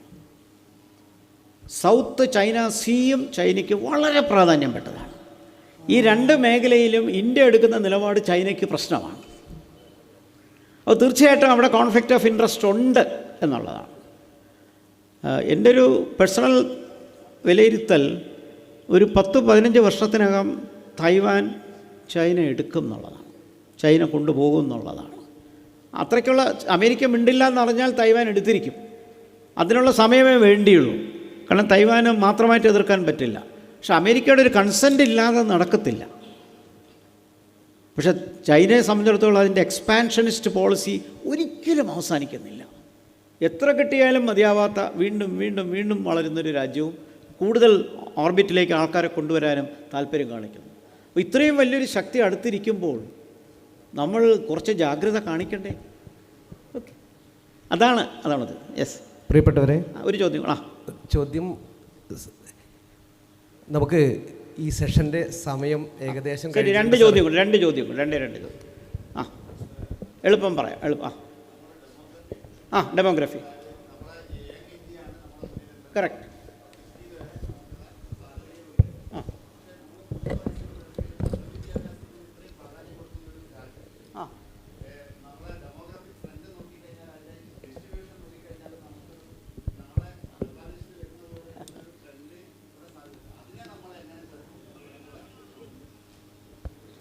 കൂടി സാർ, ഒരു ചോദ്യം കൂടി.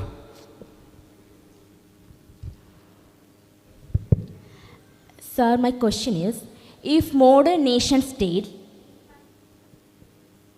despite their secular technologies and better education, serious political theology, or modernity still relevant as a and because the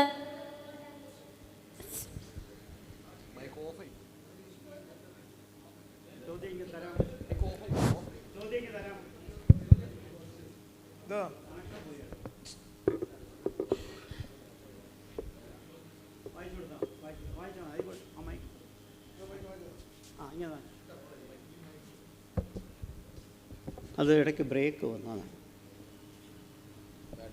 The modern world and the nation, അതല്ലേ ചോദ്യം. How is India going to address geopolitics if modern nation states, ഞാൻ വായിക്കാം, if modern nation states, despite their secular constitutions, advanced technologies and better education, continue to be subsumed by the imperious political theology, can this advocacy for modernity still relevant as a universal model of governance? ഇതല്ലേ ചോദ്യം. ചോദ്യം കിട്ടി. ആ ചോദ്യത്തിൻ്റെ അതിനൊന്ന് തർജ്ജമ ചെയ്താൽ ഉദ്ദേശിക്കുന്നത്, രാജ്യങ്ങളെല്ലാം ശാസ്ത്രീയമായിട്ടും ആധുനികവൽക്കരണത്തിലേക്ക് പോകുമ്പോൾ മതവിദ്യാഭ്യാസവും മതാടിസ്ഥാനത്തിലുള്ള രാഷ്ട്രീയവും വളരുമ്പോൾ ഇനിയുള്ള ദേശരാഷ്ട്രങ്ങൾക്ക് എന്ത് ഭാവിയാണുള്ളത്? അപ്പം നേരത്തെ ചോദിച്ച ആ ചോദ്യവുമായിട്ടൊരു ചെറിയൊരു ബന്ധമുണ്ട്. അവിടെ ചോദിച്ചൊരു പോയിൻ്റ് ഞാൻ എൻ്റെ ശ്രദ്ധയിൽ വന്നു ആ ചോദ്യത്തിനകത്ത്. ഇതിന് മറ്റൊരർത്ഥത്തിൽ പറഞ്ഞാൽ ഹൈ ടെക്നോളജി വളരുന്ന കാലഘട്ടത്തിൽ തന്നെ തീവ്രവാദവും ഭീകരവാദവും ശക്തിപ്പെടുന്നു എന്നുള്ളതാണ്. ഇതുമായി ബന്ധപ്പെട്ട ഒരു അനക്ഡോട്ട് പെട്ടെന്ന് പറഞ്ഞ് ഇതിനെ റിഫ്ലക്റ്റ് ചെയ്ത് പറയാം. ഈ ഒരു വൈരുദ്ധ്യമാണെങ്കിൽ പോലും സെപ്റ്റംബർ 11 നമുക്കെല്ലാം അറിയാം, അന്താരാഷ്ട്ര രംഗത്ത് തീവ്രവാദം ഉണ്ടായ സംഭവമാണ്. അന്നത് ലോക മനസാക്ഷിയെ ഞെട്ടിച്ചു. ഒസാമ ബിൻ ലാഡൻ്റെ നേതൃത്വത്തിൽ അദ്ദേഹത്തിൻ്റെ ഡോക്ടറിനേഷനിൽ ചെയ്ത ആൾക്കാർ ഒരു പ്ലെയിൻ തന്നെ കൈവശപ്പെടുത്തി അമേരിക്കയിലെ ട്വിൻ ടവേഴ്സ് നശിപ്പിച്ച് പെൻറ്റഗൺ ആക്രമിക്കാൻ ശ്രമിച്ചു. മറ്റ് പല സ്ഥലങ്ങളിലും അന്ന് ആക്രമണമുണ്ടായി. അമേരിക്കയുടെ വൈറ്റ് ഹൗസ് മാത്രം ആക്രമണത്തിൽ നിന്ന് രക്ഷപ്പെട്ടു എന്നുള്ളതാണ്. ആ ചോദ്യം വളരെ ഫിലോസഫിക്കലായതുകൊണ്ടാണ് ഞാൻ ആ എക്സാമ്പിളിലേക്ക് പോകുന്നത്. ഈ ദിവസം സെപ്റ്റംബർ 4, 2001 വാഷിങ്ടൺ സംസ്ഥാനത്തിലെ ഒരു പ്രൊഫസർ ജപ്പാനിൽ നിന്ന് കുടിയേറി അമേരിക്കയിൽ ദീർഘകാലമായി സെറ്റിൽ ചെയ്ത വളരെ പ്രായമുള്ളൊരു പ്രൊഫസർ അദ്ദേഹത്തിൻ്റെ സ്വീകരണ മുറിയിലിരുന്ന് ടെലിവിഷനിൽ വീണ്ടും വീണ്ടും നമ്മൾ 100 പ്രാവശ്യം കണ്ടിട്ടുള്ള ട്വിൻ ടവേഴ്സിൻ്റെ വീഴ്ച കണ്ടുകൊണ്ടിരിക്കുമ്പോൾ അദ്ദേഹത്തിൻ്റെ മകള്, 15 വയസ്സായ മകള് ബെഡ്റൂമിൽ നിന്ന് ഇറങ്ങി വന്ന് ഈ ഞെട്ടിക്കുന്ന ഈ രംഗം കണ്ടുകൊണ്ട്, ടൈം സോൺ ഡിഫറൻസ് ആയതുകൊണ്ട് അവിടുത്തെ സമയത്തിൻ്റെ വ്യത്യാസമുണ്ട്. ആ രാജ്യത്തിൽ തന്നെ 5-6 സമയ വ്യത്യാസമാണ്. ആ ദുഃഖപൂർവമായ ആ അന്തരീക്ഷം കണ്ട് ഈ 15 വയസ്സായ പെൺകുട്ടി കരഞ്ഞുകൊണ്ട് ഈ പ്രൊഫസറോട് ചോദിക്കുന്നൊരു ചോദ്യമാണ്. അദ്ദേഹം എന്നോട് പറഞ്ഞത്, tell me daddy, why is it that God did not save America? Tell me daddy, why is it that God did not save America? ഈ പ്രൊഫസർ അദ്ദേഹത്തിൻ്റെ തന്നെ ചരിത്രം പറയുന്നത്, അദ്ദേഹം ജപ്പാനിൽ നിന്ന് സെക്കൻഡ് വേൾഡ് വാർ സമയത്ത് അദ്ദേഹത്തിൻ്റെ പേരൻസ് കുടിയേറിയപ്പോൾ കുറേ കാലഘട്ടത്തിലേക്ക് ജപ്പാനിലെ ആൾക്കാരെ സ്പൈ ആയിട്ട് അമേരിക്കക്കാർ കണ്ടിരുന്നു. ഇവരുടെ വീടിൻ്റെ ചുറ്റും പോലീസുകാരും പട്ടാളക്കാരും സ്പൈകളും ഒക്കെ ഉണ്ടായിരുന്നു. കാരണം അന്ന് പേൾ ഹാർബറൊക്കെ ആക്രമിച്ച ജപ്പാനീസുകാരാണോ ഈ കുടിയേറിയതിൽ വല്ലവരും കണക്കാക്കാൻ. അപ്പോൾ ആ ചോദ്യം രണ്ടുപേരുടെയും ചോദ്യവുമായിട്ട് ബന്ധമുള്ളത് കൊണ്ട് പറയുകയാണ്, മോഡേൺ നേഷൻ സ്റ്റേറ്റ്സ് അതിൻ്റെ വിജയം നിൽക്കുന്നത് വിദ്യാഭ്യാസത്തിലും ഇൻഡസ്ട്രിയൽ പ്രോഗ്രസ്സിലും മോഡേണൈസേഷനിലുമൊക്കെയാണ്. യൂറോപ്യൻ രാജ്യങ്ങളിലും മറ്റും മതനിരാസത്തിൽ കൂടിയുള്ള ഒരു പുതിയ രാഷ്ട്രീയ ക്രമമാണ് അവിടെ വന്നത്. സാമൂഹ്യ മാറ്റങ്ങളും വ്യവസായ വിപ്ലവത്തിന് ശേഷമാണ് ദേശീയതയും ജനാധിപത്യവും ശക്തിപ്പെട്ടത്. നമ്മുടെ രാജ്യം അങ്ങനെയല്ല വന്നത്. നമ്മുടെ ദേശീയതയുടെ വളർച്ച അതുമായി ഒരു ബന്ധവുമില്ല.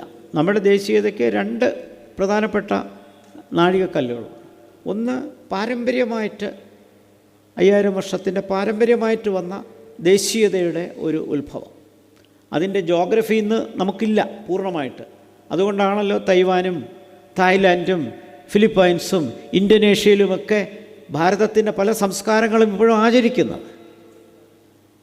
2, നമ്മുടെ ദേശീയത ബ്രിട്ടീഷുകാരുടെ കോളനി വാഴ്ചയ്ക്കെതിരായി നടത്തിയ വളർച്ച. ആ സമരം അത് പിന്നീട് ദേശരാഷ്ട്രത്തിലേക്ക്, സ്വാതന്ത്ര്യത്തിലേക്ക് കൊണ്ടുവന്നു. അപ്പോൾ യൂറോപ്യൻ രീതിയിലോ അമേരിക്കയുടെ കുടിയേറ്റ പ്രക്രിയയിലോ ഉള്ള രീതിയിലല്ല നമ്മുടെ രാജ്യത്ത് വന്നത്.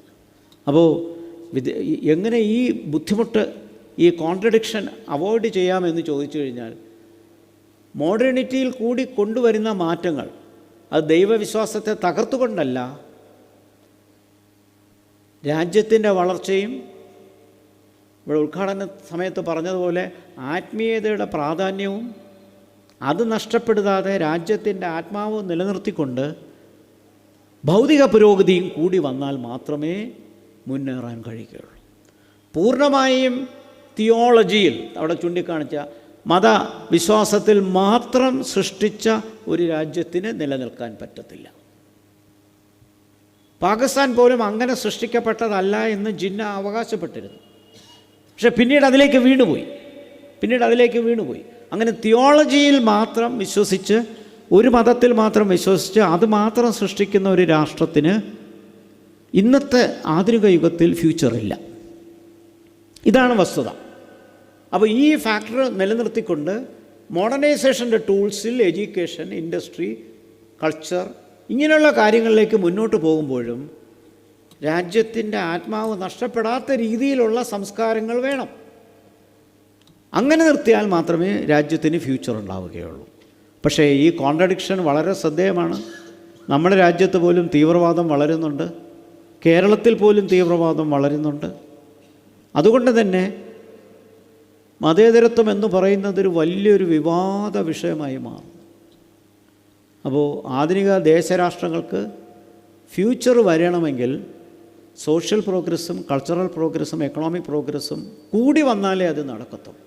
ഇതെല്ലാം സംഭവിക്കുമ്പോഴും രാജ്യത്തിൻ്റെ സോള് നഷ്ടപ്പെടുത്തരുത്, ആത്മാവ് നഷ്ടപ്പെടുത്തരുത്.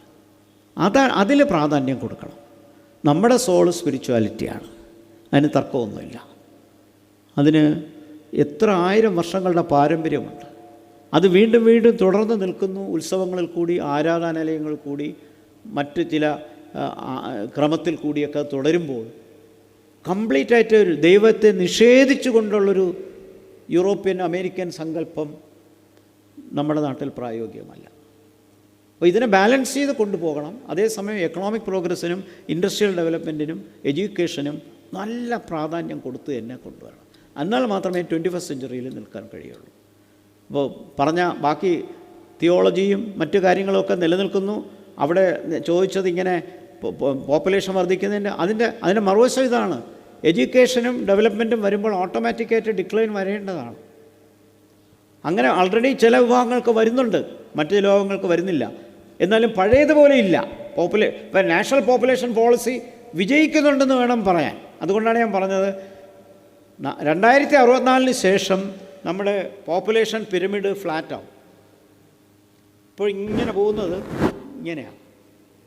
അപ്പോൾ പിരമിഡ് അല്ലാതാവും. നമ്മളാരും ഇല്ല അന്ന് കാണാനായിട്ട്, പക്ഷേ ഫ്ലാറ്റ് ആകും. ആ നിലയിലേക്കുള്ളൊരു ട്രാൻസ്ഫർമേഷൻ കാലക്രമണത്തിൽ വരും. അതനുസരിച്ചുള്ള നയത്തിലേക്കാണ് നമ്മൾ പോകുന്നത്.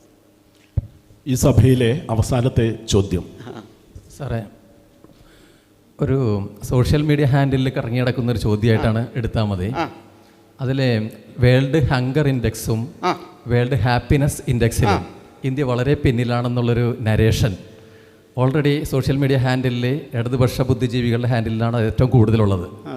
അതിലൊരു മറുപടി നമ്മൾക്ക് എന്താണ് മാക്സിമം ചെയ്യാൻ കഴിയുക? ഈവൻ പാകിസ്ഥാൻ, ബംഗ്ലാദേശ്, ശ്രീലങ്കയേക്കാളൊക്കെ വളരെ താഴെയാണ് നമ്മളുടെ ഹങ്കർ ഇൻഡെക്സ്, അതുപോലെ തന്നെ ഹാപ്പിനെസ് ഇൻഡെക്സ് ഒക്കെ എന്നാണ് പറയപ്പെടുന്നത്.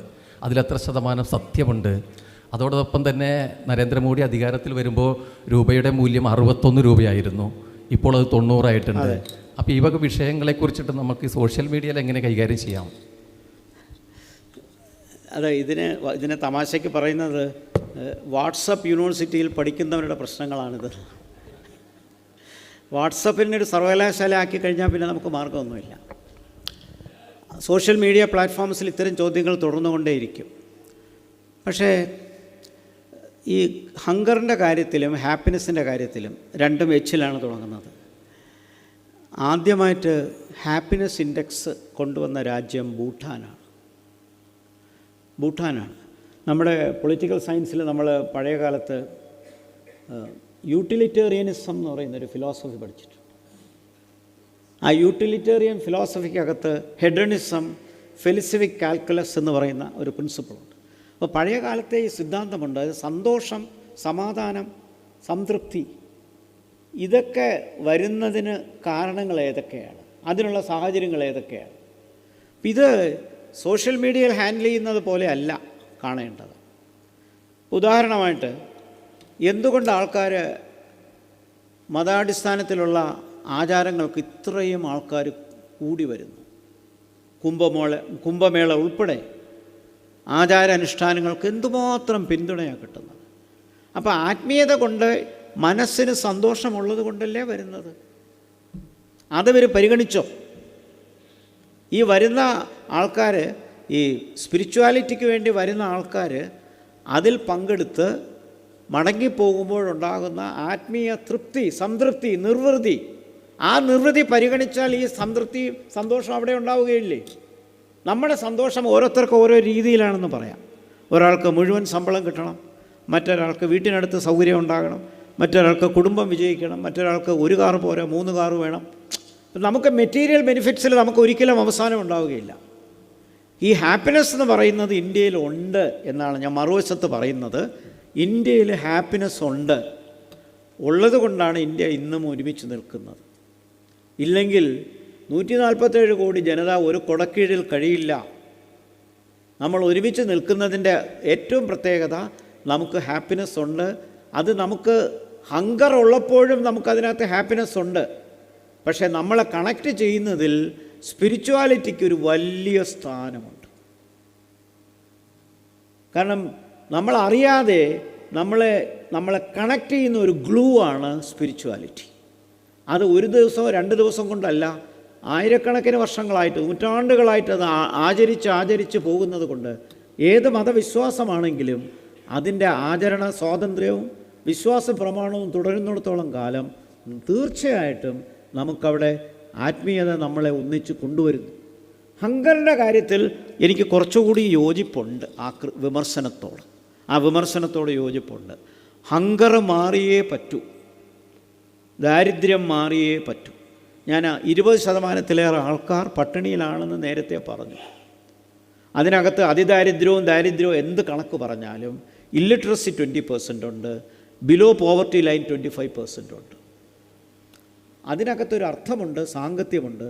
തീർച്ചയായിട്ടും അവിടെ നമുക്ക് വേണ്ടത് combination of welfare policies, development policies and good governance. ക്ഷേമ പ്രവൃത്തികൾ, വികസന പ്രവൃത്തികൾ, സൽഭരണം. അപ്പോൾ ക്ഷേമ പ്രവൃത്തികൾ എത്രയോ കാലമായിട്ടുണ്ട്. പുതിയ പദ്ധതികൾ, ഇപ്പോൾ നരേഗ പോയി പുതിയ പോളിസി വന്നു അല്ലേ, പുതിയ ആക്ട് വരുന്നു അല്ലേ, പുതിയ VB റാംജി ആർ എന്നല്ലോ പുതിയ പദ്ധതി വന്നു. അപ്പോൾ അങ്ങനെയുള്ള ക്ഷേമ പദ്ധതികളോടൊപ്പം വികസന പദ്ധതികൾ വേണം. ആ വികസന പദ്ധതികൾ എന്ന് പറയുന്നത് ക്ഷേമം മാത്രമല്ല, ഫ്യൂച്ചറിലേക്ക് ഡെവലപ്മെൻറ്റ് ആവശ്യമാണ്. എന്നും അരി ഫ്രീ ആയിട്ട് കിട്ടണം എന്നുള്ളതല്ല, നമുക്ക് അരി കാശ് കൊടുത്ത് മേടിക്കാൻ കഴിയണം. അതിനുള്ളൊരു തൊഴിലവസരവും വിദ്യാഭ്യാസവും എനിക്ക് വേണം. അതാണ് ഡെവലപ്മെൻറ്റിൽ വരുന്നത്. അതിനോടൊപ്പം സൽഭരണം, അഴിമതിയില്ലാതെ എല്ലാവരെയും ഉൾക്കൊള്ളിച്ചുകൊണ്ട് എല്ലാവർക്കും വളർച്ച ഉണ്ടാകുന്ന, പ്രത്യേകിച്ച് പിന്നാക്കം നിൽക്കുന്ന സ്ത്രീകൾക്ക്, ഗ്രാമങ്ങളിൽ നിന്നുള്ളവർക്ക്, പട്ടിണി അനുഭവിക്കുന്നവർക്ക്. അതുകൊണ്ട് ആ വിമർശനത്തിനകത്ത് ഹാപ്പിനെസ്സിൻ്റെ കാര്യത്തെക്കാളേറെ നമ്മൾ കോൺസെൻട്രേറ്റ് ചെയ്യേണ്ടത് ഹങ്കറിനാണ്. അതിൽ സാങ്കത്യമുണ്ട് എന്ന് ഞാൻ വിശ്വസിക്കുന്നുണ്ട്. ഒരു രാജ്യത്തിന് മുന്നോട്ട് പോകണമെങ്കിൽ പട്ടിണി മാറ്റിയേ പറ്റൂ, അസമത്വങ്ങൾ മാറ്റിയേ പറ്റൂ. ഒരു രാജ്യവും പൂർണ്ണമായി ഈക്വൽ അല്ല. There is no country which is completely equal. നമ്മുടെ രാജ്യത്തിൻ്റെ ഏറ്റവും വലിയ പ്രത്യേകത എന്ന് പറയുന്നത് നമ്മുടെ എംഫസിസ് ഭരണഘടനയിൽ കൊടുത്തിരിക്കുന്ന ഇക്വാളിറ്റിക്കാണെങ്കിലും ശരിക്കുള്ള എംഫസിസ് വന്നുകൊണ്ടിരിക്കുന്നത് ഇക്വിറ്റിക്കാണ്, അവസര സമത്വത്തിനാണ്. അവസര സമത്വത്തിനോടൊപ്പം justice, social, economic and political. Absolute equality is a myth. Absolute equality is a myth. ഒരിക്കലും പറ്റില്ല. പക്ഷേ ഇക്വിറ്റി വേണം. ഷെയർ ഹോൾഡേഴ്സിൻ്റെ ഇക്വിറ്റി അല്ല, അവസര സമത്വം വേണം. അവസര സമത്വത്തോടൊപ്പം നീതി, സാമൂഹ്യനീതി, സാമ്പത്തിക നീതി, രാഷ്ട്രീയ നീതി. ഇത് ഭരണഘടനയിൽ തന്നെ പറഞ്ഞു. അതിനുള്ള ശ്രമങ്ങളാണ് ഡെവലപ്മെൻറ്റൽ പോളിസീസിലും വെൽഫെയർ പോളിസീസിലും വരും. അപ്പോൾ ഇതൊരു തുടർക്കഥയായി തുടർന്നുകൊണ്ടേ പറ്റൂ. കൂടുതൽ പോളിസീസ് വരണം. നേട്ടമുണ്ടായവർ മാറിക്കൊടുക്കണം, പുതിയ ആൾക്കാർക്ക് അവസരം കൊടുക്കണം. അങ്ങനെ അവസരം കൊടുക്കുമ്പോൾ തീർച്ചയായിട്ടും പബ്ലിക് പോളിസീസ് മാറിക്കൊണ്ടേയിരിക്കും. അതിനുള്ള നടപടികളുണ്ട്. അപ്പോൾ ഇവിടെ നേരത്തെ ഒരു ചോദ്യത്തിന് ഞാൻ ഉത്തരം പറയാതെ അങ്ങ് മാറി നിന്നു. പിന്നെ ഇവിടെ ആദ്യം ചോദിച്ചാണ്, പക്ഷേ അത് പിന്നീട് ഇൻഫോർമലായിട്ടാണെങ്കിൽ കൂടുതൽ സമയം സംസാരിക്കാൻ പറ്റും. പക്ഷേ ആകെ പറയാനുള്ളത് 10% റിസർവേഷൻ ഭരണഘടനാ ഭേദഗതി 103 കൂടി കൊണ്ടുവന്നിട്ടുണ്ട്. എക്കണോമിക്കലി ബാക്ക്വേർഡ് ആൾക്കാർക്ക് 10% സാമ്പത്തിക സംവരണം ആൾറെഡി നിയമത്തിലുണ്ട്. അത് സമീപകാലത്ത് വന്ന നിയമമാണ്. ഇനി അത് കൂടുതൽ വർദ്ധിക്കത്തേ ഉള്ളൂ. അപ്പോൾ ഇതിനകത്ത് സാമൂഹ്യനീതി, സാമ്പത്തിക നീതി, രാഷ്ട്രീയ. Thank you very much.